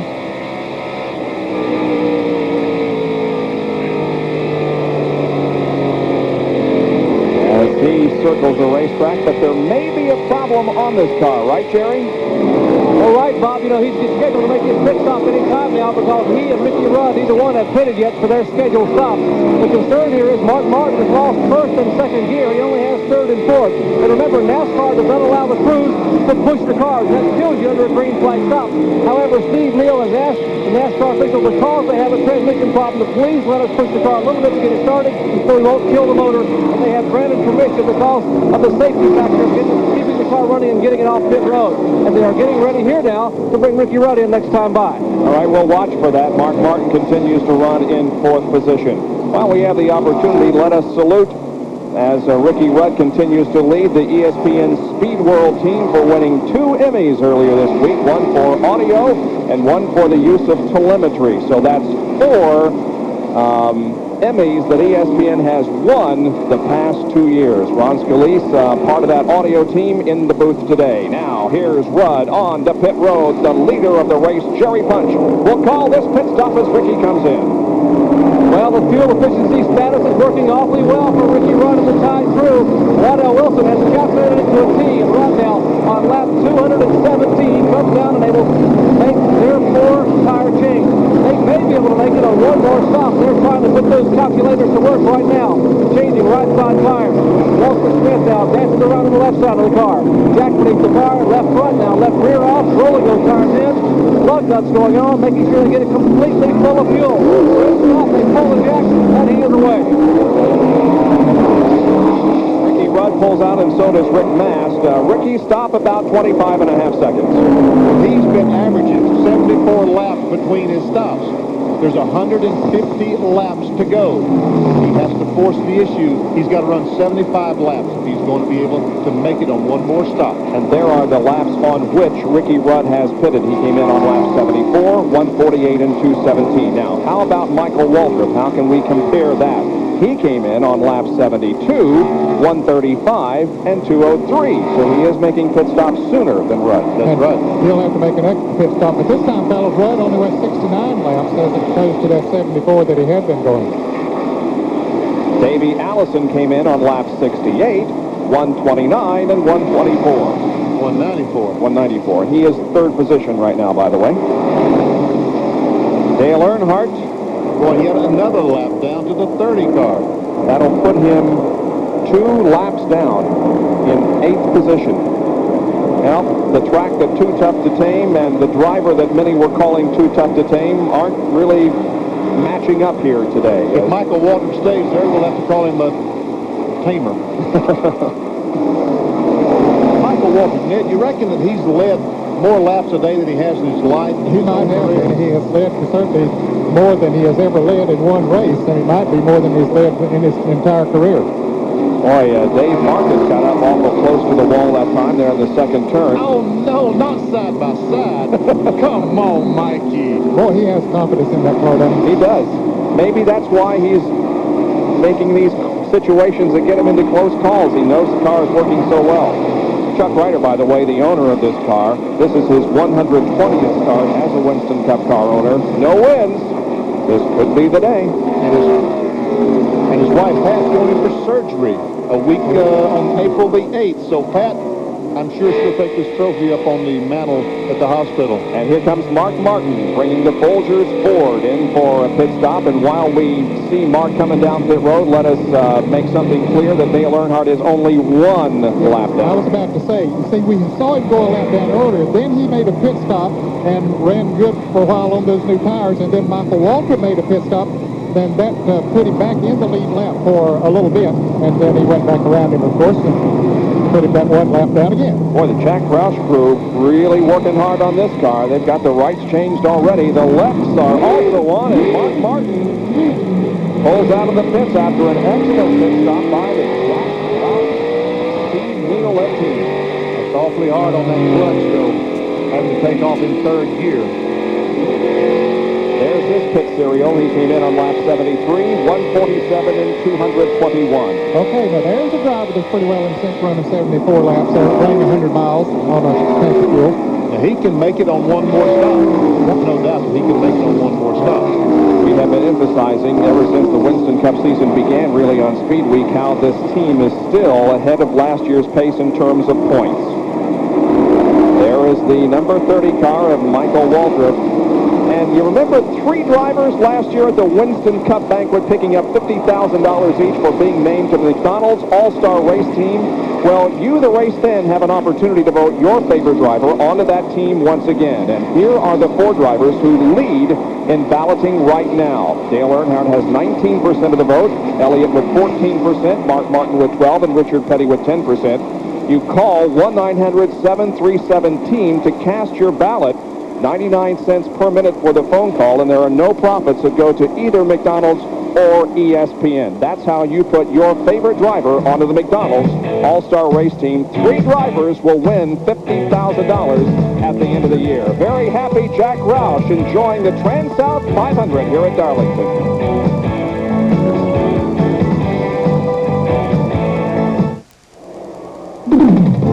Here are the top 5 with 227 laps completed in the Transouth 500. It's Michael Waltrip leading, followed by Davey Allison, Kyle Petty, Rusty Wallace, and Ricky Rudd. Our Speed World coverage of the Transouth 500 being brought to you by GMC Truck. It's not just a truck anymore, it's quality on the road. By Ace. Ace is the place with the helpful hardware man. And by Budweiser, the king of beers, who remind you, friends know when to say when. Average speed of the race, still well above the record. 131.2, the record held by Lake Speed. Michael Waltrip is on a 136 mile-an-hour average. He goes by Jeff Bodine, puts Jeff a lap down. An incident just a few minutes ago between Rusty Wallace and Ricky Rudd. Let's see what happens here. We're coming up on Randy Baker coming off turn 4. Wallace on the outside, and Baker almost gets in the side of Rusty. Ricky Rudd turns on and tries to go by both of them. Yeah. Boy, Ricky made a good move there. Turned almost square left, Benny, but it hasn't been that long since he put on new tires, and that helped him to get traction to make that kind of a move. There are 5 cars on the lead lap at the moment. A lap down in 6th position is Jeff Bodine. 7th is Dale Earnhardt. 8th is Hud Strickland. In 9th position is Ernie Irvin, and 10th is Morgan Shepherd. Running 11th, also a lap down, is Bill Elliott, and 12th a lap down is Mark Martin. Rick Rudd being found in 13th position. He's 2 laps down. Brett Bodine, 14th. Terry Labonte, 15th. Jimmy Spencer, 16th. Rick Mask, 17th. In 18th, 3 laps down, is Dave Marcus. Ricky Gibbs, 19th. And Jimmy Means in the Alka-Seltzer Pontiac, 4 laps down in 20th position. And here's the field snapshot, so you can search for your favorite driver. We'll also time this lap by Michael Waltrip and see how he's doing in terms of speed. And Jeff Bodine comes in for another stop. This will be a scheduled stop for him since he is out of sequence. And Jerry Punch is there. Indeed, they had a scheduled stop, and they would change all 4 tires. Again, Jeff Bodine being shown in the 6th position, 1 lap down. Of course, this pit stop will take him further back in the field by virtue of him being under the green flag. Now, left side tires, and make sure they're getting all the lug nuts nice and tight. This car down off the jack and pulls away. The first among the top 10 to come in for their scheduled stop. At a 22.8-second pit stop for Jeff Bodine as he gives up his 6th spot. All right, we'll do the field snapshot again since we were interrupted by Jeff Bodine's pit stop. We'll lock down the camera as Michael comes down through the straightaway and completes another lap. By the way, this is his 6th Transouth 500. Michael Waltrip's, and his best finish was 9th, both in 1990 and 1989. Jeff Bodine moving down on the inside of his teammate, Sterling Marlin. Here comes a car real low on the track. The one with the front end that completely gone is Chad Little, the number 19 Bullseye barbecue sauce machine. He was involved in that early accident with Harry Gant, Dale Jarrett, and several cars were involved in. There's Kyle Petty, Ricky Rudd, and Rusty Wallace. There's Derek Cope and Wallace once again. Whether Waltrip, 33.5 lap, 146.7 mile an hour lap for Michael. And they qualified at 160 miles per hour average speed. That's quite a difference. Quite a difference is correct.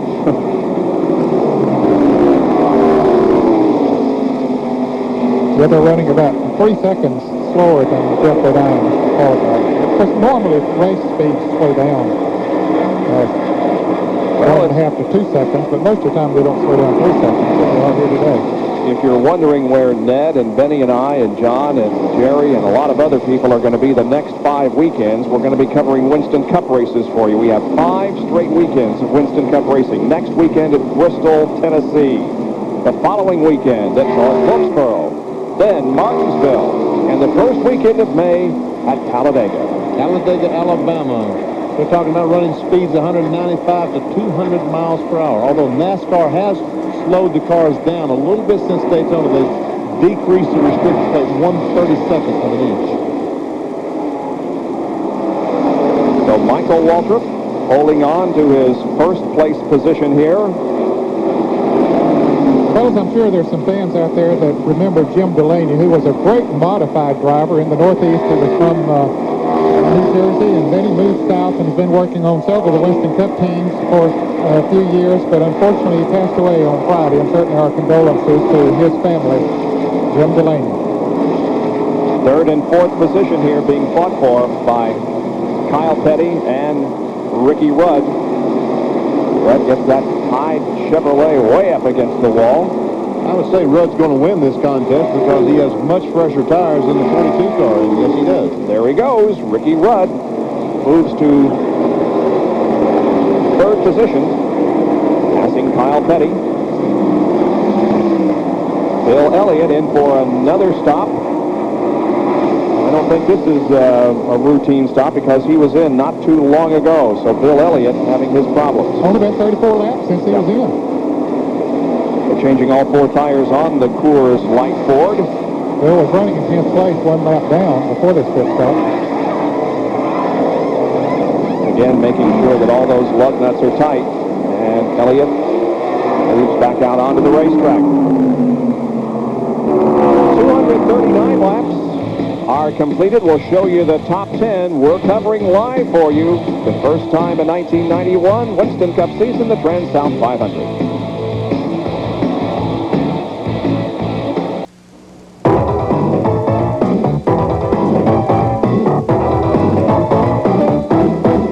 Trackbacks are brought to you by Quaker State. The Big Q is one tough motor oil.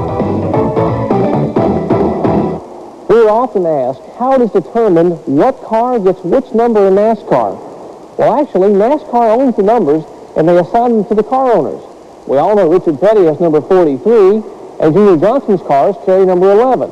But Rusty Wallace, for the past 5 years, has had the number 27 on the Blue Max cars. This year, his number is different, and how he arrived at this number is a very interesting story. Now, Rusty really wanted number 66, the number he carried for many years in the short tracks and ASA ranks, and he won so many races, but that number was already assigned to Kel Yarborough and Dick Fickle. Well, number 16 was a possibility, but David Pearson had that one. That left only numbers 22 and 2. Now for you history buffs. In the late 70s, Roger Penske fielded cars in NASCAR for Bobby Allison and Dave Barkas, and they carried the number 2. But what you may not remember is that in 1963, Roger Penske actually competed in NASCAR, and he won at Riverside, California by a scant 10 feet over Darrell Derringer. Oddly enough, he was driving a Pontiac number 2. So there was never any question as to what number Rusty Wallace would have. And here's a live shot of Roger Penske overseeing his Winston Cup operation this weekend. Next weekend, he'll be overseeing his IndyCar operation as that series opens its American campaign, at least, at Long Beach, California. The crew readies for a pit stop by Rusty Wallace. And here Rusty comes down off the racetrack on the pit road, and John Kernan is there. Rusty brings the Miller Genuine Draft Pontiac Grand Prix into the pit. Todd Garrett has the crew cam on. They will go to work around on the right side. Rusty is handed a cool drink of water from a long stick.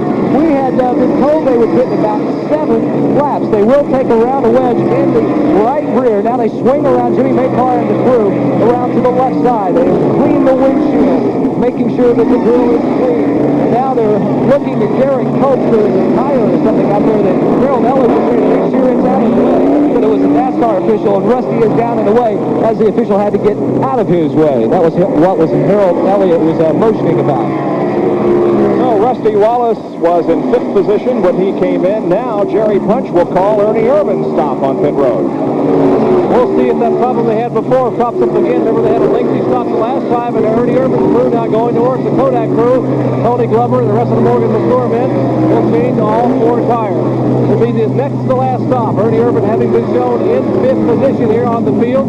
They complete service on the right side of the car, move around, jack the left side up, rip those tires off, and roll the tires back in. Remember, a limit as to how many people can pull across the wall. NASCAR people standing here, and the car nearly dies. Now he gets the grab back up off the jack, and he's away. Now, he only went 52 laps on that stop, fellas. I was thinking that was pretty quick. Here comes Dale Earnhardt down pit road to make his pit stop.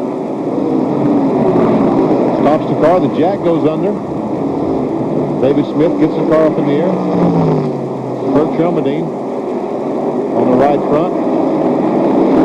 Right side's wrong. That was pretty quick on those right sides. Yep, just a little over 11 seconds on the right side. Now, he's gone 57 laps since he stopped. Right 1.5 seconds, so that's the best stop we've seen today for 4 tires. Good stop. It looks like the cars that aren't handling that well are stopping early, and the cars that are handling are running 65, 70 laps. Yep, that's the way the pattern has unfolded here. It appears as if Dale Earnhardt will not win his 4th consecutive race here at Darlington, tying a record held by Bill Elliott in consecutive wins at a superspeedway. Bill had 4 straight at Michigan.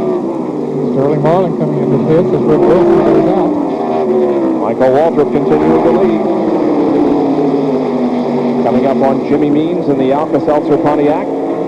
Disposing of him rather easily in the middle of the racetrack. Michael leads, and the 2nd position car is Davey Allison. Let's watch for him. There's Michael crossing the stripe. Where is 2nd place Davey Allison? How much of a lead does Michael have on Davey? About 20 laps ago, it was 8.5 seconds. There it is. And now... Yeah, it's a little over 9, huh? Yeah, so Michael's pulling away. I thought at one time that Davey might be closing in a little bit, but that's not true. He might have, in traffic or something. We talked about Bill Engel and the crew and Chuck Ryder, and we talked about the engine department that they have. There we look at the serial on Davey Allison. Was 7th at 65 laps, 4th, 2nd, now he's 2nd again. He was talking about the Michael Waltrip crew, and we talked about the engine department. I'm not sure we mentioned that Kenny Wilson is the chief engine man over there, and let's give him his credit where he's coming today, because he's got that car running beautifully. And don't forget Larry McReynolds, of course, is with this team for the first time. On the 28 car. Yeah, on the 28 car. Having left the 26 Quaker State Buick operation. There is Michael. Having things all his way. And Ryan Pemberton, who was released from the Jack Roush team after a little incident in Atlanta, has gone to work with the 28 team as well. You almost think it's silly season. You think it's September early, isn't here. Morgan Shepherd was our 5th place competitor. He's brought the Motorcraft Quality Parts Ford in for a pit stop. They make a quick service on that car and get him right back out there. Rejoin us when we come back to Darlington.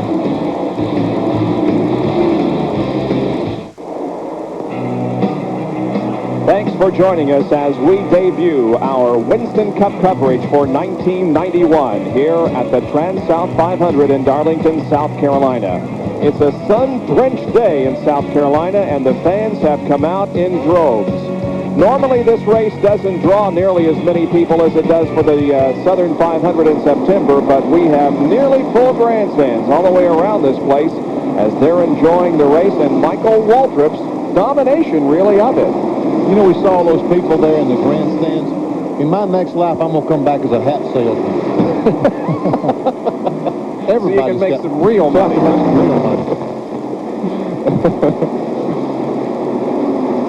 Well, the number 30 car continues to lead, but the question is their strategy really playing the way they want it to? Maybe an answer from Jerry.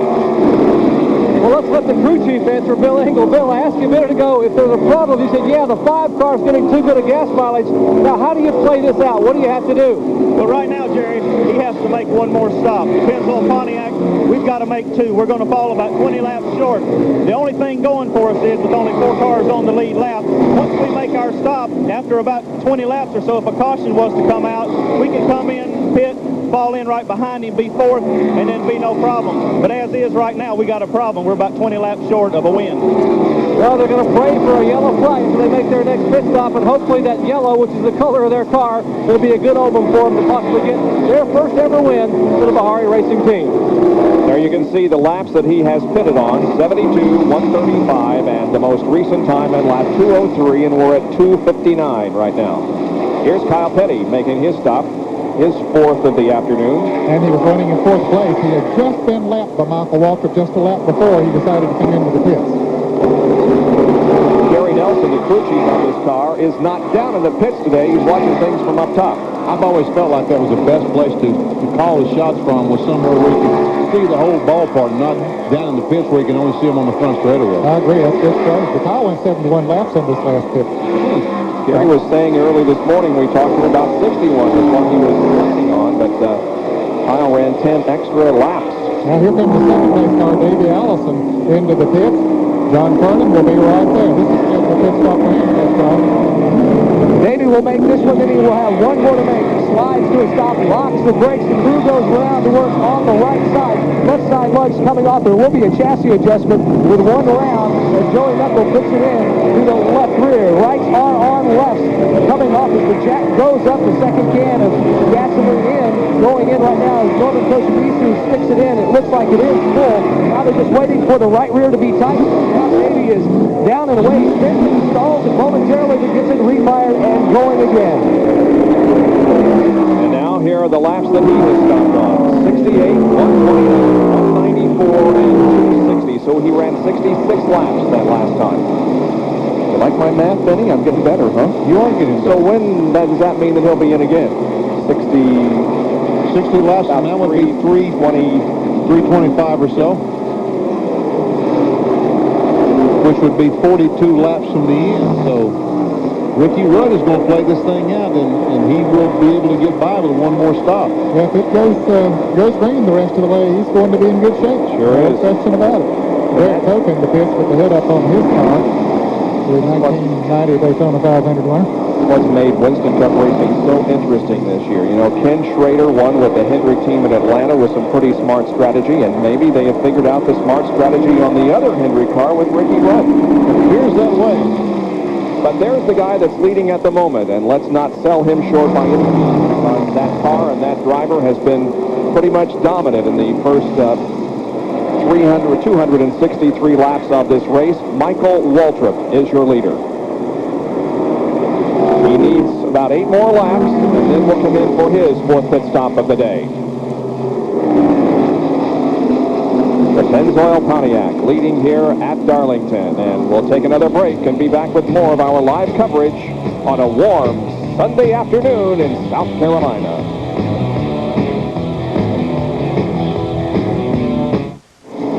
Welcome back to Darlington. I'm Bob Jenkins, along with Ned Jarrett, Benny Parsons, John Kernan, and Dr. Jerry Punch as we continue our coverage of the Trans-South 500, and there are exactly 100 laps to go. We've completed 267. I tell you what, Michael Waltrip is running the absolute classic line around the Darlington racetrack.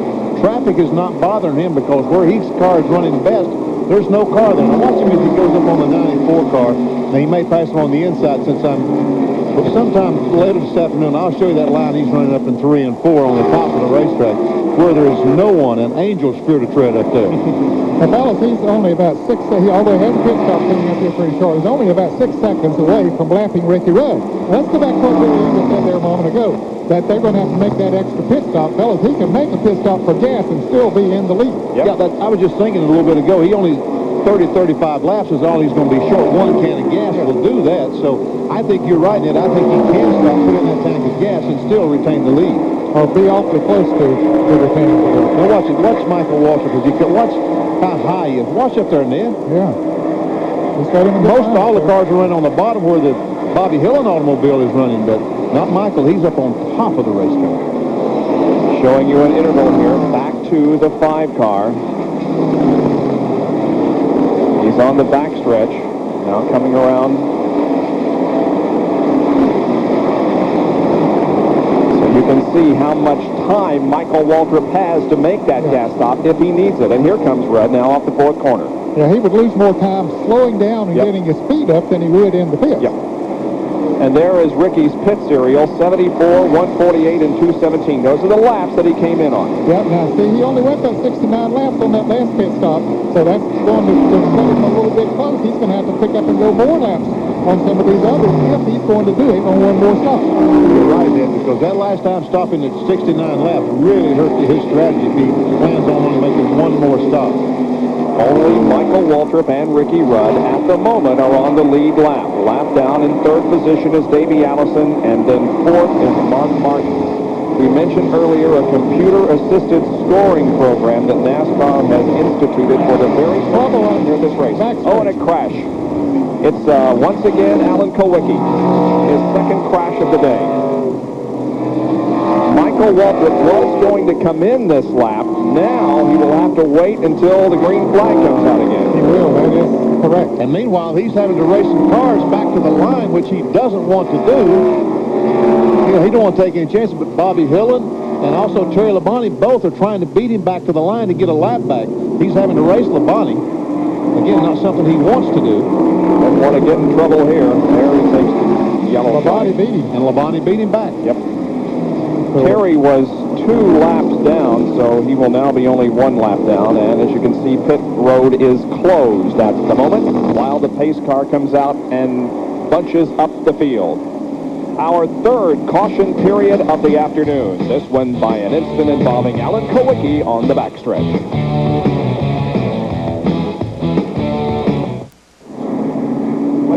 Back at Darlington, where Alan Kulwicki has crashed again on the backstretch. Michael Waltrip is coming in for a pit stop, and it's pretty certain that that car is... It's out of gas. Almost, the car is stopped. It is out of gas. No. Michael, well, he got it fired again. Jerry Punch. They had no choice, guys. They had planned to make the pit stop when the caution came out, as you said a minute ago. They went...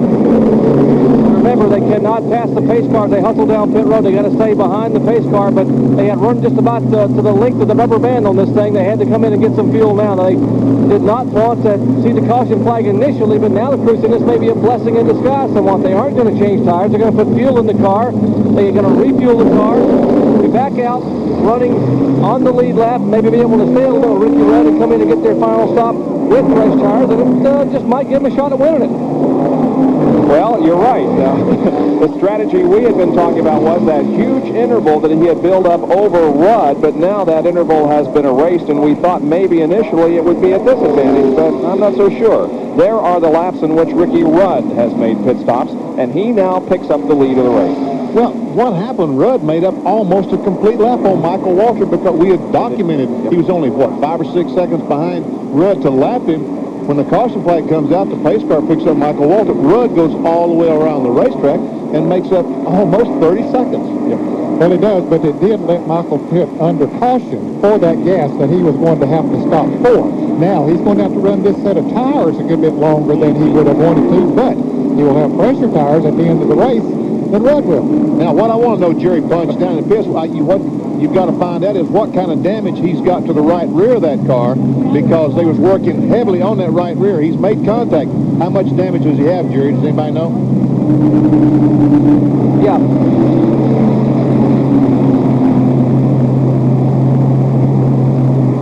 Jerry will check that out for us, but yeah, there is some damage. The wheel well there on the right rear of the car has been pushed in. Now, there are now 3 cars on the lead lap as Davey Allison has been able to get back on the lead lap. So Ricky Rudd, Davey Allison, and Michael Waltrip are the 3 cars that are currently on the lead lap. We are under caution because of the Alan Kulwicki crash in the backstretch. There are the 4 times that Michael Waltrip has pitted on lap 72, 135, 203, and 274. You see, the first time he went to 72, of course, there was a lot of caution flags. I forgot. In that first segment, there was a lot of caution flags, which the car doesn't use as much fuel. On the green flag, they can only run about 70 laps without running out of fuel. Well, I'm a little surprised that Rudd has not come in and taken on some gas, because we already figured that it was going to run pretty close for him, because he only ran that 69 laps the other time. There are only 3 cars in the lead lap, and really Davey Allison is at the tail end of the lead lap, and he didn't have that much to lose, but you know, they're the one that's doing the figuring down there, and I'm up here running my mouth. There you can see that Rudd last came in on lap 217 for tires and fuel. We're at 276. Yellow flag out only for the 3rd time today as they get Alan Kulwicki's car off the racetrack. Before we go back to racing, we'll take this break.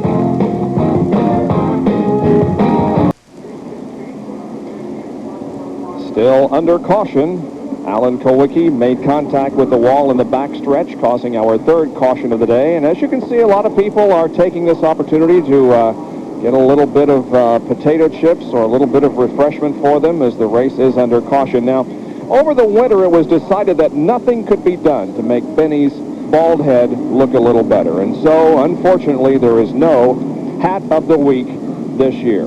However, our emphasis has been shifted to helping, or is it hurting, Benny's waistline. So earlier in the weekend, Buffet Benny made his first appearance. For the past couple of years, we've been doing a segment called Hat of the Week, the hat that fit the region. So we decided to try something new this year. What could we do? Well, the first thing we figure out when we get to a racetrack is, where can we eat? Well, there's no one to ask better than me, because, folks, I know something about eating. And here's a great place in Darlington. It's Helen's Two-Spot Cafe. Let's have lunch, shall we? Wow, look at all this food. Oh, country yams. I got to have a little bit of yams. Atta boy. A little bit more. Look at this, folks. Turkey, cornbread dressing, little giblet gravy on the top of it, butter beans. Also turnip greens, and down south we put a little bit of vinegar on the turnip greens.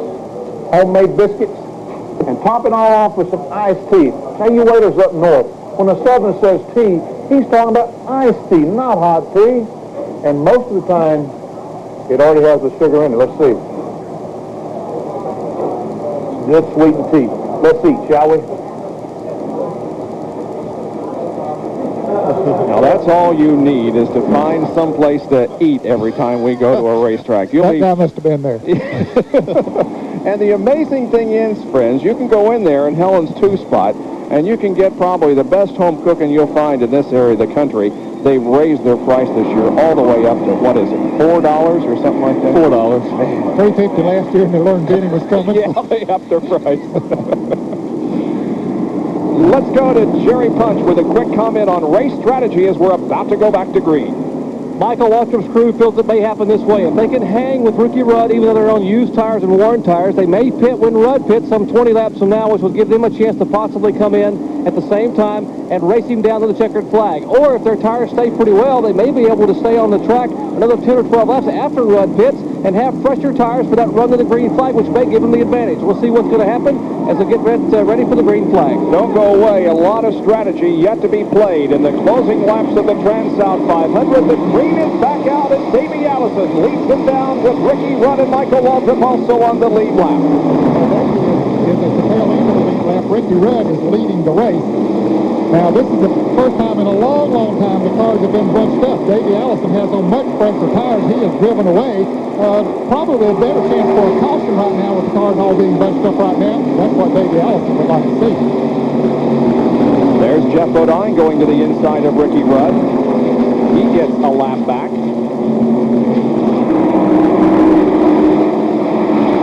Charlie Marlowe on the inside of Michael Waltrip, trying to get by him so he can go up to Rudd and get one of his laps back.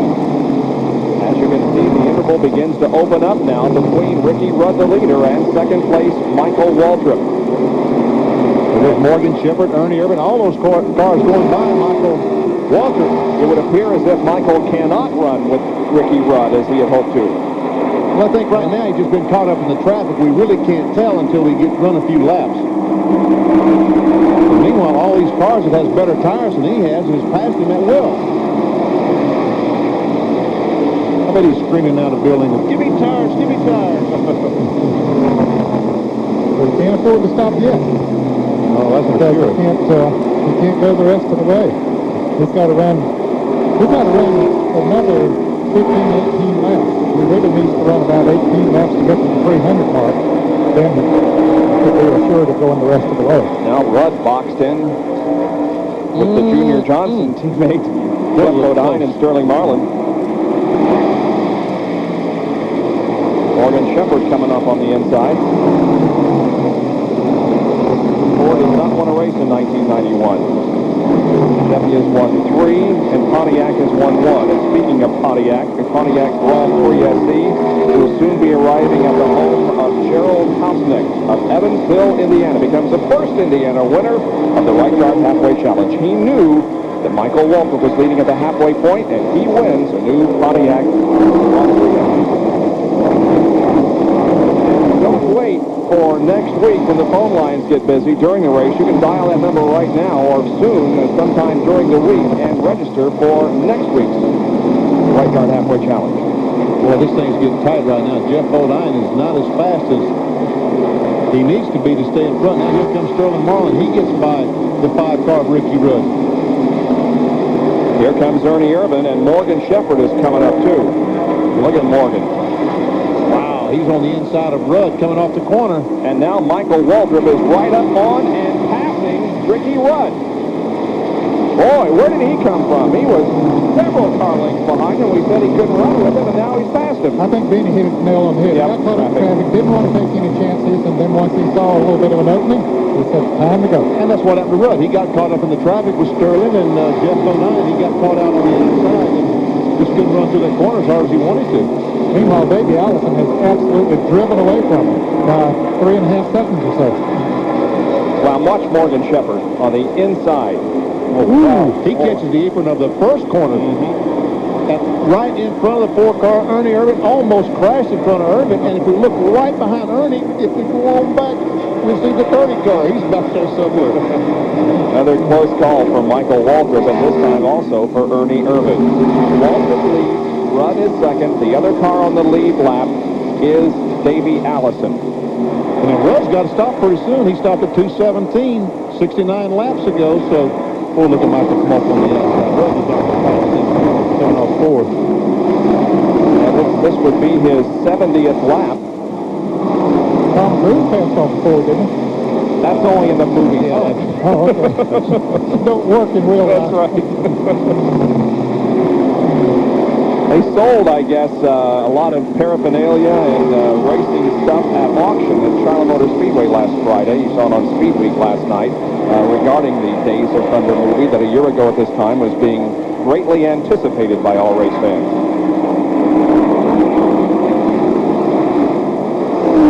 Here comes the 42 and the 28, and these guys have pulled away from those that are leading the race, especially Davey Allison. Well, Davey got a run off of turn 2 that time. He's been trying to pass Kyle Petty for about 4 or 5 laps.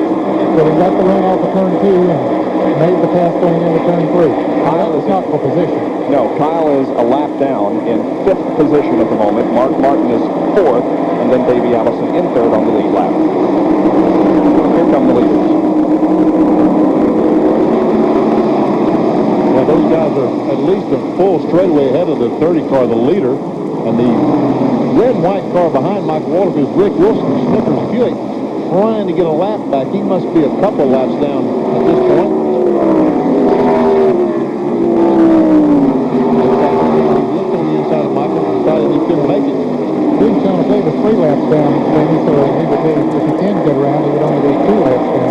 Yeah, he's in 14th position. Now remember, fans, a lot of these cars have race cars not long before the caution came out. So some of those cars that we were showing 1 lap down not too long ago have gone 2 laps down as a result of pit stops, but that is allowing them to come run faster than the leaders, such as Davey Allison and Kyle Petty. Rusty Wallace is one car that has checked out in front of those, and he's made a pit stop not too long before that caution came out. Boy, that's, again, evidence of what the pressure tires will do. I tried a couple of times to complement this new computer-assisted scoring system that NASCAR has in place, and I keep getting interrupted, and I almost was there because Michael Waltrip got a little sideways, but this computer-assisted scoring program that NASCAR has instituted for the very first time this race is working flawlessly. It has just been a great help to us scoring, and they have been rather hesitant to come out with a computer-assisted scoring program, wanting to make it work right and be at a completely of service to us, and it is working to perfection. You know, Ned, if that 30 car can keep running as well as it is now and stay in front of the 5, I think he'll just keep running for a while and try to get back. Yeah, why not? Yeah, that's right. Get back in position so that when the 5 car does stop, that he'll be in somewhere equal sequence with it. Yeah, I would say the 5 car is going to have to stop. That's Ricky Rudd in the next perhaps 7 or 8 laps. I think he's been 75 laps right now. If I'm not mistaken, our graphic said he stopped at 2:17. That was 75 laps ago, so... Which, of course, a number of those laps are run under caution, which allows him to run a few more laps. But yes, he should be coming in pretty soon. We see Derek Cope running on the apron of the racetrack. He's had many, many problems with that Purelator Chevy today. I think Rudd needs to run maybe one more lap, and then he could go the rest of the way according to the gas mileage that he has been getting, excepting that one time when he came in on 69 laps. Boy, they're getting up close to that wall. You suppose Rudd let Michael go so he wouldn't know what he was going to do when he... Oh, he's run out of fuel. He probably has. Down on the inside. He's going to come in this time. When I saw it duck down like that, I thought he'd run out of fuel. Michael Waltrip will stay on the racetrack while Ricky Rudd drops to the apron of the racetrack and comes in. Jerry Punch will call this stop by Ricky Rudd. Well, they have squeezed every drop of fuel they can get out of this car. They're getting ready to service the Tide Chevrolet for the final time today. Waddell Wilson and the crew now scampering to work on the car. They will change all 4 tires, which should be the final pit stop of the day under the green flag. Fill it up with fuel. Carlin and Rick Hendrick here helping orchestrate. Michael Walker down in turn 3 will keep an eye on the lead car. That's the man Rudd's going to have to beat. Heading to turn 4. Here comes the bright yellow and orange Greenwood car number 30. Michael Walker straightaway Rudd now burning rubber down pit road, but Michael Walker will have the advantage until they head to turn 1. 21 8/10 seconds. It was a great pit stop under the pressure they were under, knowing that they had to have a good pit stop. But talk about pressure, the Michael Waltrip team is now under the pressure to have a good last pit stop. Well, why don't we put a clock on Michael Waltrip, see how fast he is running on the older tires, and then we'll put a clock on Rudd, see how fast he is running on the newer tires, and I'm sure they're going to be clocking down in the pits, and that'll tell them then just what they need to do. So Ricky Rudd has made his last pit stop, and Michael Waltrip continues to lead here in Darlington. We welcome you back to Darlington International Raceway. Just 69 laps to go, and now the race strategy plays out. Our leader, Michael Waltrip, makes his final stop. Remember, he came in for fuel only that final caution flag just a little bit ago. The last caution flag, and now the Transouth crew will have to hustle. We'll keep an eye on the other cars out there on the racetrack. Davey Allison in front of them. They got a problem with the air gun, the right front. The air gun is broken. They cannot get the right front tire. Rudd is in turn 3. Coming down the straightaway. So Rudd unlaps himself as the Tide crew celebrates. They are watching now as the Pennzoil crew had an unbelievable misfortune. The air wrench in the right front is clogged. And now Ricky Rudd has already unlapped himself. Michael Waltrip is going to have it.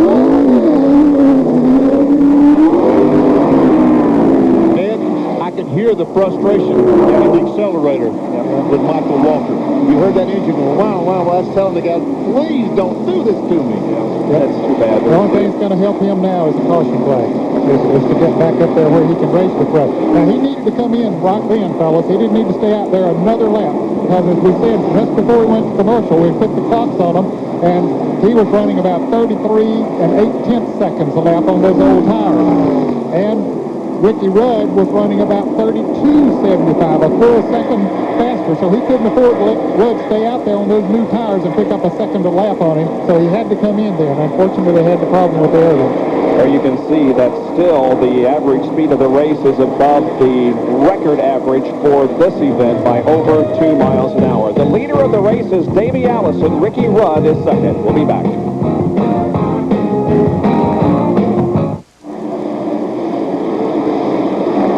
Hueytown, Alabama's Davey Allison is the leader of the Trans-South 500 with Ricky Rudd and Michael Waltrip having made pit stops recently. Davey picks up the lead of the event. Davey has won the pole for 2 races this year. He hasn't won an event yet. His best finish 12th at Richmond. Finished 12th at the Richmond 400. Jeff Bodine nearly caught the wall. No. He hit the wall. Didn't he? He hit the wall. Yes, he is. Here's Sterling Marlowe on the inside of him. This is, yeah. Yep.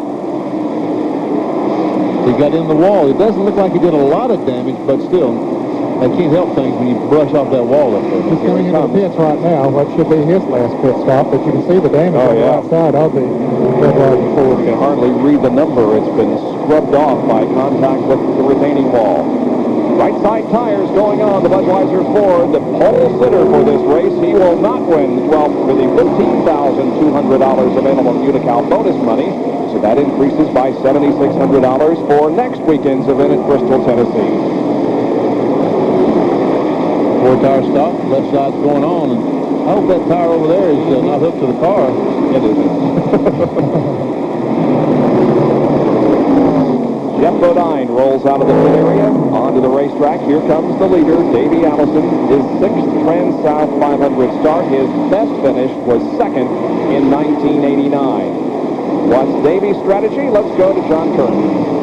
Standing here with Larry McReynolds. First race is the crew chief here on this team, and you're in a position where you could come in and possibly take on fuel only, but do you do that and try and win the race that way? What's the strategy there? Well, right now, that's what Robert and I was talking about. The bottom line is if we take fuel only, we're going to have 100 laps on our tires. And 100 laps on your tires here at Darlington ain't going to do a whole lot for you. We're going to weigh it out, see if we get a caution between now and about 25 laps from now. If not, I think we're going to have to take the tires on and hope for another caution. Well, there you have it, what they're planning to do. Now let's go down to Michael Waltrip's pit and Dr. Jerry Punch, who's being a bit of a doctor right now. Jerry? Well, let's give you a report on Harold Holly, who was the injured crew member here in the Pennzoil pits. Michael Waltrip's last pit stop. Now, what Harold does, he's a tire carrier, and apparently his knee buckled a little bit. Let me just ask you, he's sitting here, seems to be okay. Harold, you've had ligament injury in the knee before, right? What happened? The first time I was changing tires for Alan Kowicki, and I tore the cruciate ligament in the right side of my knee.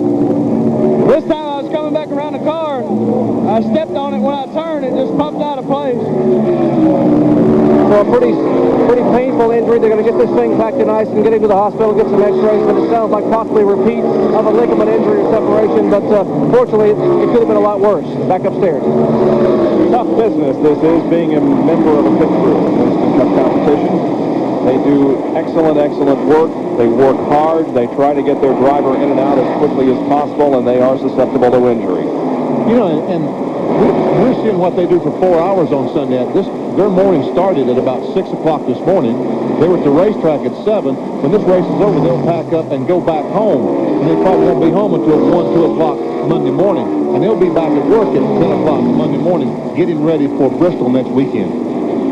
Davey Allison looking for his 9th Winston Cup victory. Now, right now, Bob, he has about a 11 3/4 second lead over Ricky Rudd, but we know that Davey Allison has to make another pit stop. So then it becomes important, after Michael Waltrip had the unfortunate situation in the pits, he is running a little over a half a lap behind Ricky Rudd.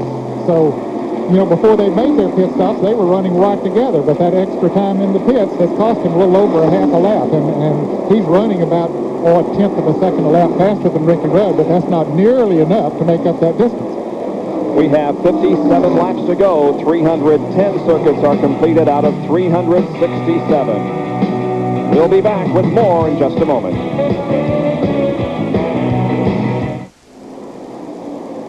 This was Michael Waltrip's most recent pit stop. Now, we talked to the crew member who popped his knee out of place and watch for him. Now, he is the one that is carrying the tires. You see him coming in from the right of your screen. He drops off the right rear and then goes to retrieve the right rear, which is going off, and I saw it happen. It popped out, and by the time he got over there to the wall, he was in a lot of pain and just sat down on the wall, and you can see he never comes back, as by this point the injury has occurred. But it's not serious, and so the racing resumes on the track with Davey Allison still up front. Davis crew still trying to figure out exactly what we're going to have to do to try to win this thing. And again, I guess then as long as they can stay out there and then stop and change tires and end up in the lead lap, if the caution should come out, then they would have a chance to win the race. Really would have. That's the thing that would help them to win, because they would have fresher tires than the 5 or the 30 car. Now we're inside Mark Martin's car. And by the way, Mark has had a fairly decent race. They've struggled this year, but maybe he's beginning to turn his season around as we ride with him in the Channel Lock race cam. Now, what effect is the sun having on the drivers at this point? Well, it's not real bright right now, but it's going to have an effect. This is coming off turn 4. You can see how clear it is. Now watch as he starts down the front straightaway into turn 1, where he's driving into the sun. And the farther he goes down the racetrack, and then we go into a shadow where the billboards are. All of a sudden, boom, the racetrack really goes away to the drivers. Although there is some overcast out there, and it's not as bad as it could be. Not as bad as it normally is this late in the race here at Darlington. Let's go to Jerry Punch, who's found an interested spectator in the Mark Martin pit. You know, race drivers rarely have a day off, just like football coaches, but I got a guy here who took a day off today to come to the races. That's Ken Hatfield, one of the top football coaches in America, and now the head coach of the Clemson University Tigers. And Coach Hatfield, welcome to NASCAR Racing. I know you've been here quite a few times, but yep, you enjoyed yourself today? I've had a great time. It's been a great race. I got here about 3.5 hours before the start of the race, and have visited around, seen everything, and I've just had a great time. Now, you're standing in the Mark Martin pit. Mark's from Batesville, Arkansas. You used to coach out there, so you must have somewhat of a favorite today. Well, we know how to speak the same language anyway there. But Mark's doing a good job. The crew has run a good race. Mark's been driving, and he certainly got a chance to finish, I think, in the top 3 or 4 of the race today. How about those Tigers for 1991? You did finish spring ball yesterday. Came off a 10-2 year. Really dominant in their postseason bowl games.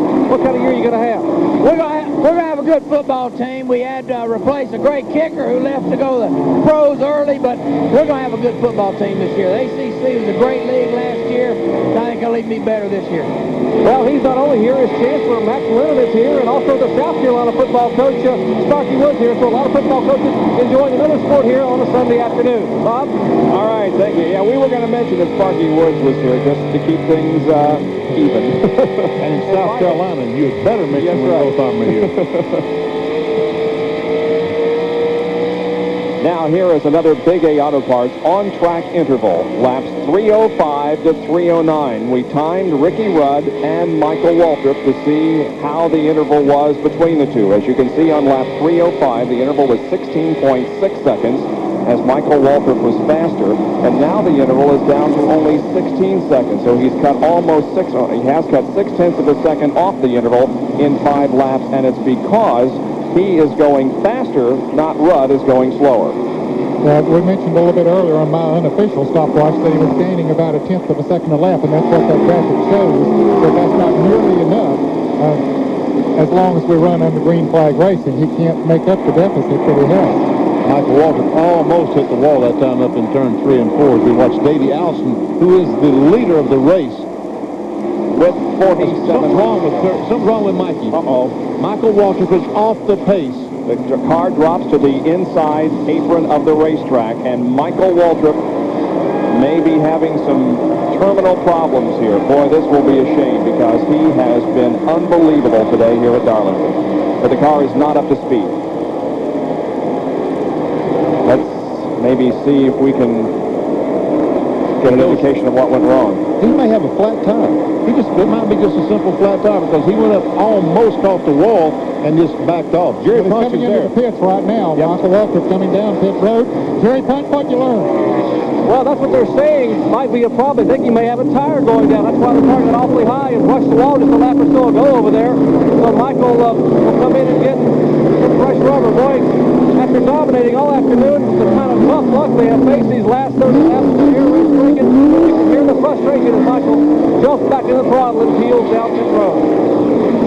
When this race goes into the records book, somebody's name other than Michael Waltrip will probably be shown as number 1. But boy, we'll remember this as the day that Michael Waltrip almost won a race and was pretty much dominant for most of the event. Michael Waltrip makes an unscheduled pit stop and drops further in the serial scoring.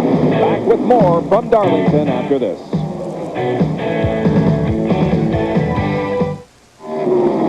Although he still needs one more pit stop before the end of the race, Davey Allison continues to lead the Transouth 500. Dale Earnhardt is off the pace. Yeah, that car sounds like it's running on no more than 7-cylinder, perhaps even down to 6. But how slow he's going, I don't think that he's running on more than 6 cylinders right now. Now, Dale Earnhardt came into this event, of course, as the points leader in Winston Cup competition. Ricky Rudd came in second, just 24 points behind. Now, if Rudd can win this race, as he could very well do, he may be the new Winston Cup points leader. There's no doubt. If he wins the race, he will be the Winston Cup point leader. Because Earnhardt, the best he can finish right now would be 15th or 20th. And here comes Earnhardt around turn number 4. Still running very low on the racetrack. Let's go to Jerry Punch, who's with Richard Childress. That's the kind of day you would hope to have here, RC. Now the car is slowing. What's the problem? I think we lost the cylinder. It puffed out the pipe, so I'm pretty sure we just dropped the valve or something. Some days you get the bear, some day the bear gets you, huh? Just one of them days. We'll have to come back strong next week. He still manages to smile, even though it's been a tough afternoon for the Goodrich crew. Bob? There the graphic shows you that he has finished in the top 10 in every race so far this year, and the only other driver to do that would be Ricky Rudd. And right now, Earnhardt is shown in 12th position, and he is 3 laps down. There's Davey still leading. Boy, he's had some great races here in the Transouth 500. In 1988, he was 3rd. 1989, he was 2nd. In 1990, he was 3rd. Right now is the leader of the race. He's got a pit stop coming up very shortly here, fellas. He can't go over 2 or 3 more laps. In fact, the pit crew's getting ready right now. I don't know if they heard me say that or they probably had it planned already anyway. Checking the interval between first and second. Here comes Ricky Rudd, and he stops the clock at 9.5 seconds. Now, the pit stop that Davey is about to get, how long is that going to take him? Well, he'll be in the pits, probably Black Flag and Dale Earnhardt. Yep. He'll be in the pits for somewhere from 21 to 25 seconds, but the slowdown, he's slowing down right now, coming off of the racetrack on the pit road, so it's going to cost him well over a lap. Well, let's go to John Kernan. Here he comes toward you, John. Well, I asked William McReynolds if they were going to chance it and just go for the fuel because they had that 9.5 second lead, but no, they are going to have to go all 4 tires as Ricky Rudd flashes by and down into turn 1. This will be a 4-tire change. They are working on the right side now, and there seems to be a bit of a problem with the right front, but now they finally let the jack down. Now they'll swing that around to the left side. They really need a good pit stop here. Stay on the lead lap and then hope for a caution. Rudd is in turn 3. Now Davey is away, but he stalls. The engine refires it and gets going again. That's the second time today leaving the engine that he is somewhat stalled, but he is now away, and now Ricky is crossing the start-finish line. He's going to stay in the lead lap. He has to stay down on the flat. You can see him down there, and here comes Rudd up on the outside, and Rudd will lap him as to come off of turn 2, but Davey has on the French tire. It shouldn't take him but a lap or 2 to move back around him and get back in the lead lap. There he is, going past him on the backstretch. But now Davey, with those fresh tires, could come right back and repass him. Ain't going to take him a lap or 2. He's going to do it before he gets to the start-finish line. So Allison is back on the lead lap now in second position, although he's almost a lap down. And Ricky Rudd appears to be on his way to victory here in the Transouth 500 with 331 laps down. Stay with us.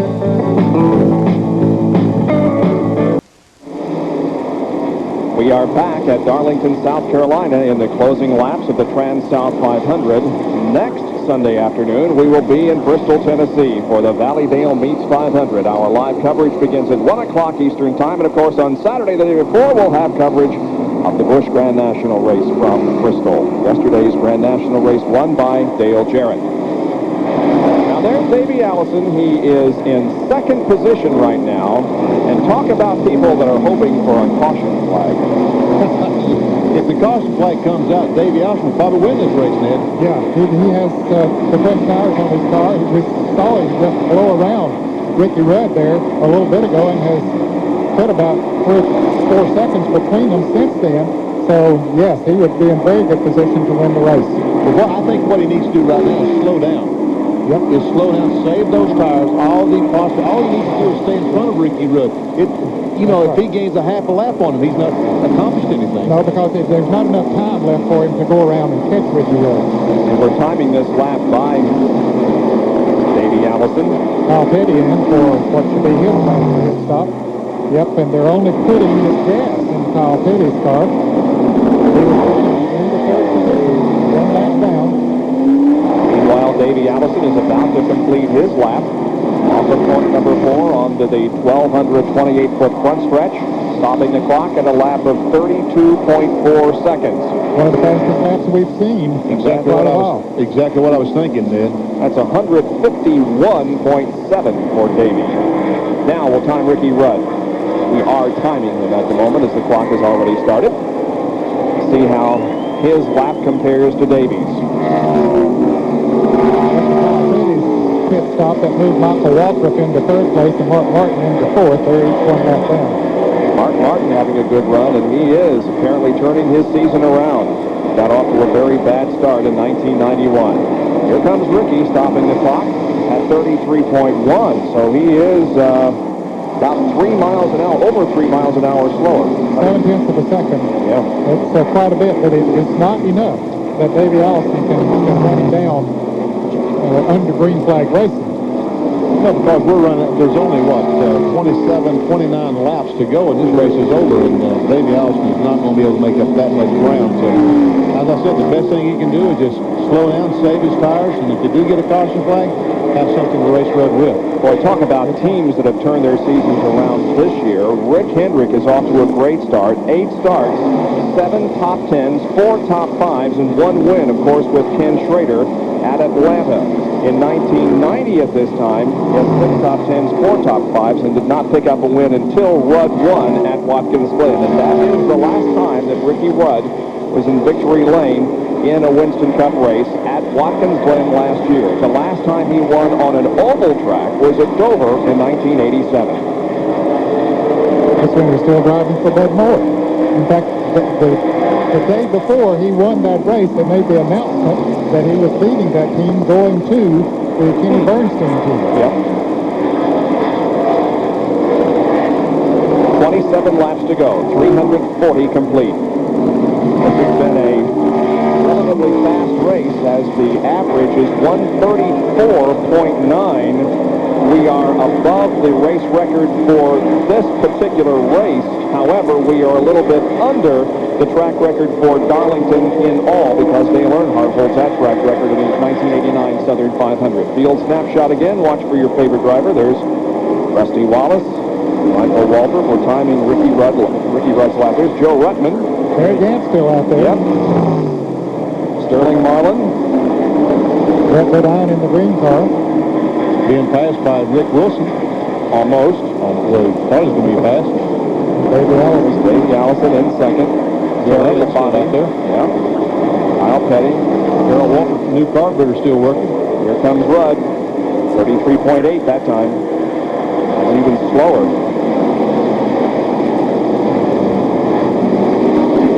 And Dale Earnhardt is behind the wall. And this is the first DNF for Dale Earnhardt since Dover last June when he fell out with a broken camshaft. But Dale Earnhardt is walking away from the black number 3, calling it quits.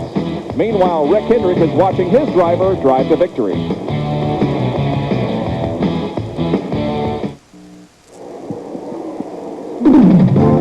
Just a few more laps to go in the Trans-South 500. Ricky Rudd on his way to victory. Davey Allison is second, followed by Michael Waltrip. Then Mark Martin fourth. Kyle Petty running in fifth position at this time. Our Speed World coverage of the Trans-South 500 being brought to you by Quaker State. The Big Q is One Tough Motor Oil. By Buick, the new symbol for quality in America. And by Pronto, featuring quality auto parts at lower prices.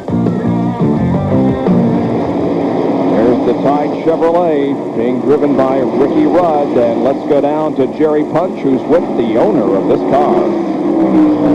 Well, Rick, what a difference a year makes. Now, you guys only had one win last year if you don't count Cole Trickle's victories on that movie you drive in your cars. But, hey, this year, 2 seconds in a row, and now you're on the verge of 2 consecutive wins. What's the difference? Well, you know, all the guys have worked awful hard this year, and the chemistry's been excellent. Maybe we didn't have all the other things involved with the movie to interfere with us. But, you know, we had some bad luck. We ran pretty good, but, you know, I just hope we can finish these last 19, 20 laps. I've been in this spot a lot of times, and, you know, we're having a good year, and it's a credit to the guys. They've worked together, worked hard, and I'm proud of them. They've done an excellent job. As a car owner, you must like these new rules. You can't change tires as much, therefore you're not paying $1,000 a set quite as often, and it's been paid pretty well for your operation. Well, when you're running 2 cars and you save that many tires, it makes a difference. But that's a tribute to Goodyear. They've done a great job with these tires, and we can run them forever. And, you know, you have to run your own race, and it's hard to do it in here sometimes when you start getting beat toward the end of a long run. But today we knew that this was our shot. This is what we had to do. And again, Waddell, he was mechanic of the race, and that call made a difference. So we'll take it if it comes our way. Certainly, Rick Hendrick has a lot of reasons to smile, gentlemen. Ricky Rudd leading right now. And by the way, Waddell Wilson has been voted the mechanic of the race.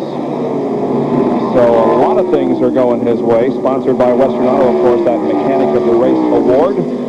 So things are going quite well for Rudd and company. You know, back in December when they announced the pit rules and people started talking about who it would favor or who it wouldn't favor, Rudd was always on the top of the list of the drivers it would favor because he was very smooth, took care of the tires as well as anyone in Winston Cup racing. So it looks like that today they were right. Well, Chevrolet, if it wins here this afternoon, could win its 4th out of 5 races in 1991. The only other make to win so far is Pontiac. There's the 2nd place Ford. Davey Allison Ford has not registered a victory so far in 1991 competition, but Davey Allison's 2nd place and Mark Martin's 4th place. And we haven't talked too much this afternoon about Mark Martin, but he has had an excellent race, and this will be his best finish of 1991, if he can, or it will equal his, no, it will be his best, because his best finish so far has been a 6th at Richmond, and he's right now running 4th. Less than 20 laps to go. Now with the Rudd, I think he's running conservatively there right now, but Michael Waltrip is coming up behind him at a pretty quick pace. Now Michael is running 3rd, 1 lap down, but what he wants to do is to catch Ricky Rudd and then hope for a caution to come out. So Michael is certainly running at a little more aggressive pace than is Ricky Rudd. Kyle Petty right in front of Ricky Rudd. Kyle is being shown in 5th position, 1 lap down, and Rudd is 2 laps down. Watching a field summary, find out where your favorite driver is running here in the late stages of this event. There is Michael Waltrip. Ricky Rudd got a tough break that time. He ran up behind Kyle going in the 3rd corner and had some trouble getting by him. As a matter of fact, he still isn't by him. And Michael Waltrip, who we're seeing on the screen now, this yellow 30, the Pennzoil Pontiac, is gaining. We can see he's just at 50 or 75 yards. And by the time we get back and break, he will probably be on his rear bumper. So we'll be back with more live coverage of the Trans-South 500 right after these messages from Darlington. Back at Darlington, and for what it's worth, Michael Waltrip is back on the lead lap. He was able to pass Ricky Rudd at the end of the front stretch a few minutes ago and get back on the lead lap. But they're getting the 10-lap signal now, Bob, and Michael Waltrip desperately needs a caution if he would have any shot at Davey Allison and Ricky Rudd. If Ricky Rudd goes on to win this race, it will be the 9th consecutive year that Rudd has won at least one event in Winston Cup competition.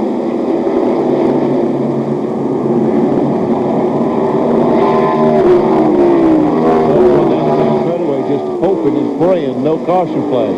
And about 100 yards in front of him, Michael Waltrip is hoping and praying for a caution flag. And then about a half a lap in front of him, Davey Allison praying. So they got 2 against 1. I don't know which wins out in a case like that. Kyle Petty gets the car a little bit sideways, coming off turn 4. There's Rusty Wallace, the black and gold automobile. Bobby Hillen and Dick Moroso's car. There comes Bobby Hamilton, the green automobile. Ernie Irvin going under the Alka-Seltzer Pontiac of Jimmy Means. Junior Johnson cars going side by side in turn 1. That's not who we're seeing on the screen, but they just did. That is second place Davey Allison running with Dave Marcus. Here's Ricky Rudd. Now, get ready, fans. We're going to do our last field snapshot so you can get an idea of where your driver is here late in the event. That's Ted Musgrave right behind Ricky Rudd, in case you don't recognize that white car. Bobby Hillen, Bobby Hamilton, Morgan Shepherd, Ernie Irvin, Jimmy Means, Jeff Bodine, Sterling Marlin, Davey Allison, Dave Marcus, Rick Mast, Randy Baker, Jimmy Spencer, Mickey Gibbs. How am I doing? Bill Allen went by, Kenny Schrader.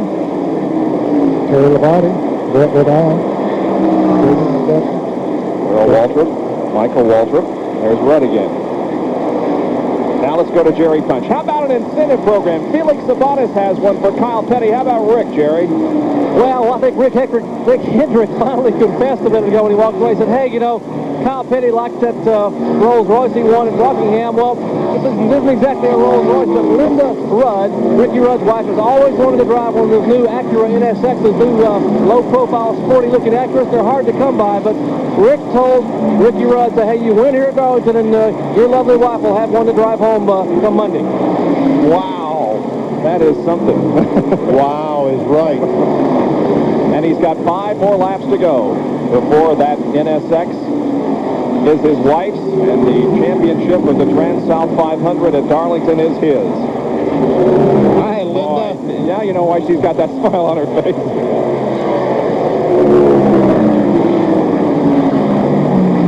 She's watching closely her husband come off of turn number 4. Now, not far behind them is a good race for 5th place. That's Kyle Petty, who is currently being shown in 5th, and right behind him is Rusty Wallace. Rusty would like to get on the scoreboard again. He is currently running 6th, Kyle running in 5th. They're going to have a battle right down to the end of this thing. 4th place car is Mark Martin.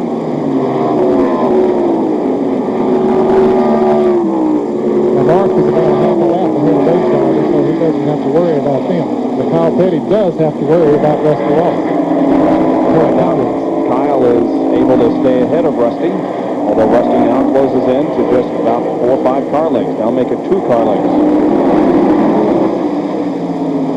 That's JD McCluskey. JD has a lot of riding on the side of that car, very small riding. Apparently he has some sponsorship from some people who maybe made some contributions to him.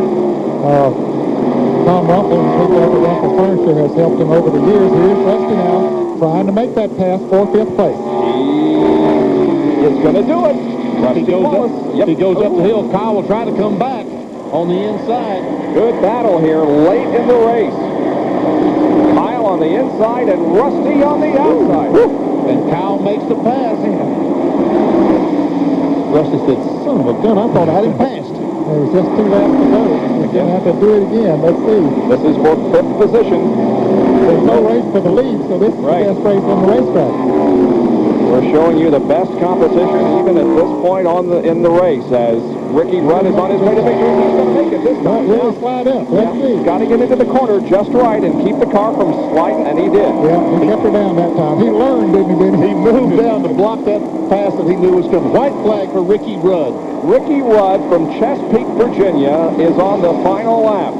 It'll be the first win for a driver from the state of Virginia at Darlington since Joe Weatherly won the Rebel 300 back in 1963. Expect Kenny Martin to know that time. Ricky Rudd. This will be his 8th. Make that 12th Winston Cup win. He's only got about a couple hundred yards to go. Here he is off of corner number 4. Ricky Rudd wins the Trans-South 500 at Darlington. Here comes Rusty Wallace. He's going to take 5th spot. It looks like Kyle Petty may have bumped the wall coming out of turn number 4 in his desperate attempt to get 5th from Rusty, but he didn't do it. And the Tide crew celebrates the win here at Darlington. Their first since Watkins Glen last year. At least the first one for Ricky Rudd. Now let's go to John Curtis. Very happy crew celebrating right here now and telling good job, well done, Waddell Wilson, the crew chief. You all guessed out the right strategy today, didn't you? Well, you know, I wondered a couple of times if we'd come up with the right strategy. You know, Ricky and I talked a lot about it, you know, even before we came down here after Atlanta. And, you know, it's kind of hard to figure out what to do because of the speed that cars run on older tires, and I'll have to say Goodyear done a heck of a job with their tires today, you know. And, you know, I'd like to thank the crew. All the boys done a heck of a job. The guys at the shop, you know, I wish they could all be here and enjoy this because it takes a lot of pressure off all of us. Well, I'm sure there's going to be a lot of excitement and celebration tomorrow as Ricky is pulling down pit road, slapping the hands, and now let's go up to Bob Jenkins. All right, thank you very much, John. We'll be back with an interview with Ricky Rudd, the winner of the Trans-South 500, right after this break.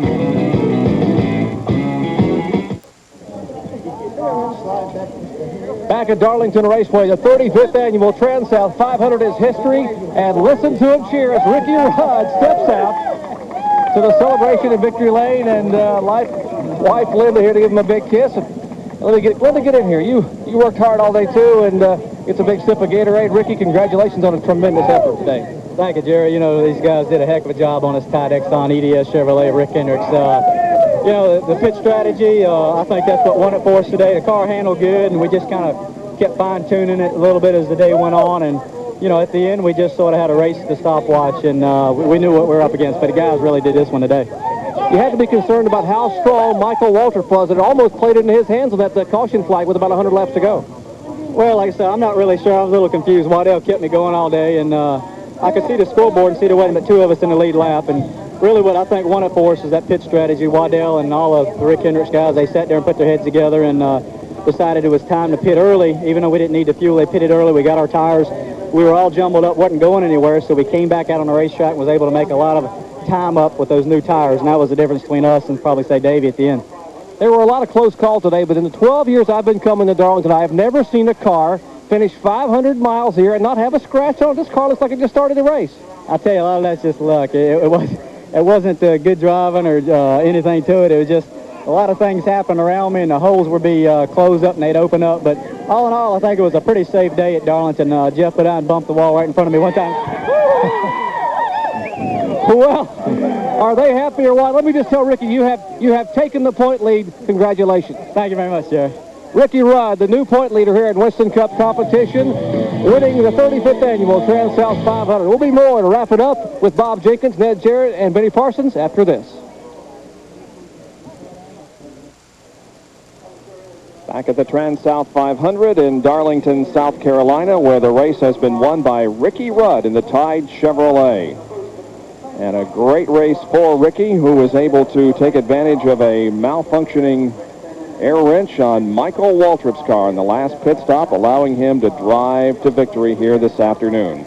New track record was established, the average 135.594, not only setting a new record for this event, but also a new event record here at Darlington, breaking Earnhardt's record in the Southern 500 in 1989. Now we're going to give you the results from the entire field. As you can see, Rudd, Allison, Waltrip, Mark Martin, and Rusty Wallace were the top 5. Then going on 6 through 10, you can see that our pole sitter and outside front row starter, Jeff Bodine and Sterling Marlin, were 9th and in 10th position. Bill Elliott, who has run so well at this track and won $1 million here in the past, finished in 12th position. And as we take a look at 16 through 20, gentlemen, been a great race and nice working with you guys and being back in Winston Cup racing for 1991. It's great to be back. There's Kenny Schrader, 19th after he made a brush for the wall. Had to make several pit stops. Morgan Shepherd, 24th. Now, wait a minute. We had Morgan Shepherd way up there in about 7th position there a minute Well, ago. we'll check that. Harry Gant. By golly, Harry was looking forward to making another victory here this afternoon at Darlington, but unfortunately an early incident knocked him out. And look at Dale Earnhardt finishing way down in 29th position. Alan Kowicki also with the problem. Dale Jarrett got taken out real early in a crash, and of course Lake Speed in his first drive for Cale Yarborough finished last in 40th position. Don't forget a special baseball preview coming up tonight at 10 o'clock. Tomorrow, a big doubleheader as baseball season opens with the Reds and the Astros at 2 o'clock Eastern Time tomorrow afternoon. And tomorrow night at 8 o'clock, the American League game. Next Sunday, we'll be in Bristol, Tennessee for the Valleydale Meets 500. Our live coverage begins at 1 o'clock. Ricky Rudd is in the points lead. Earnhardt is 80 behind.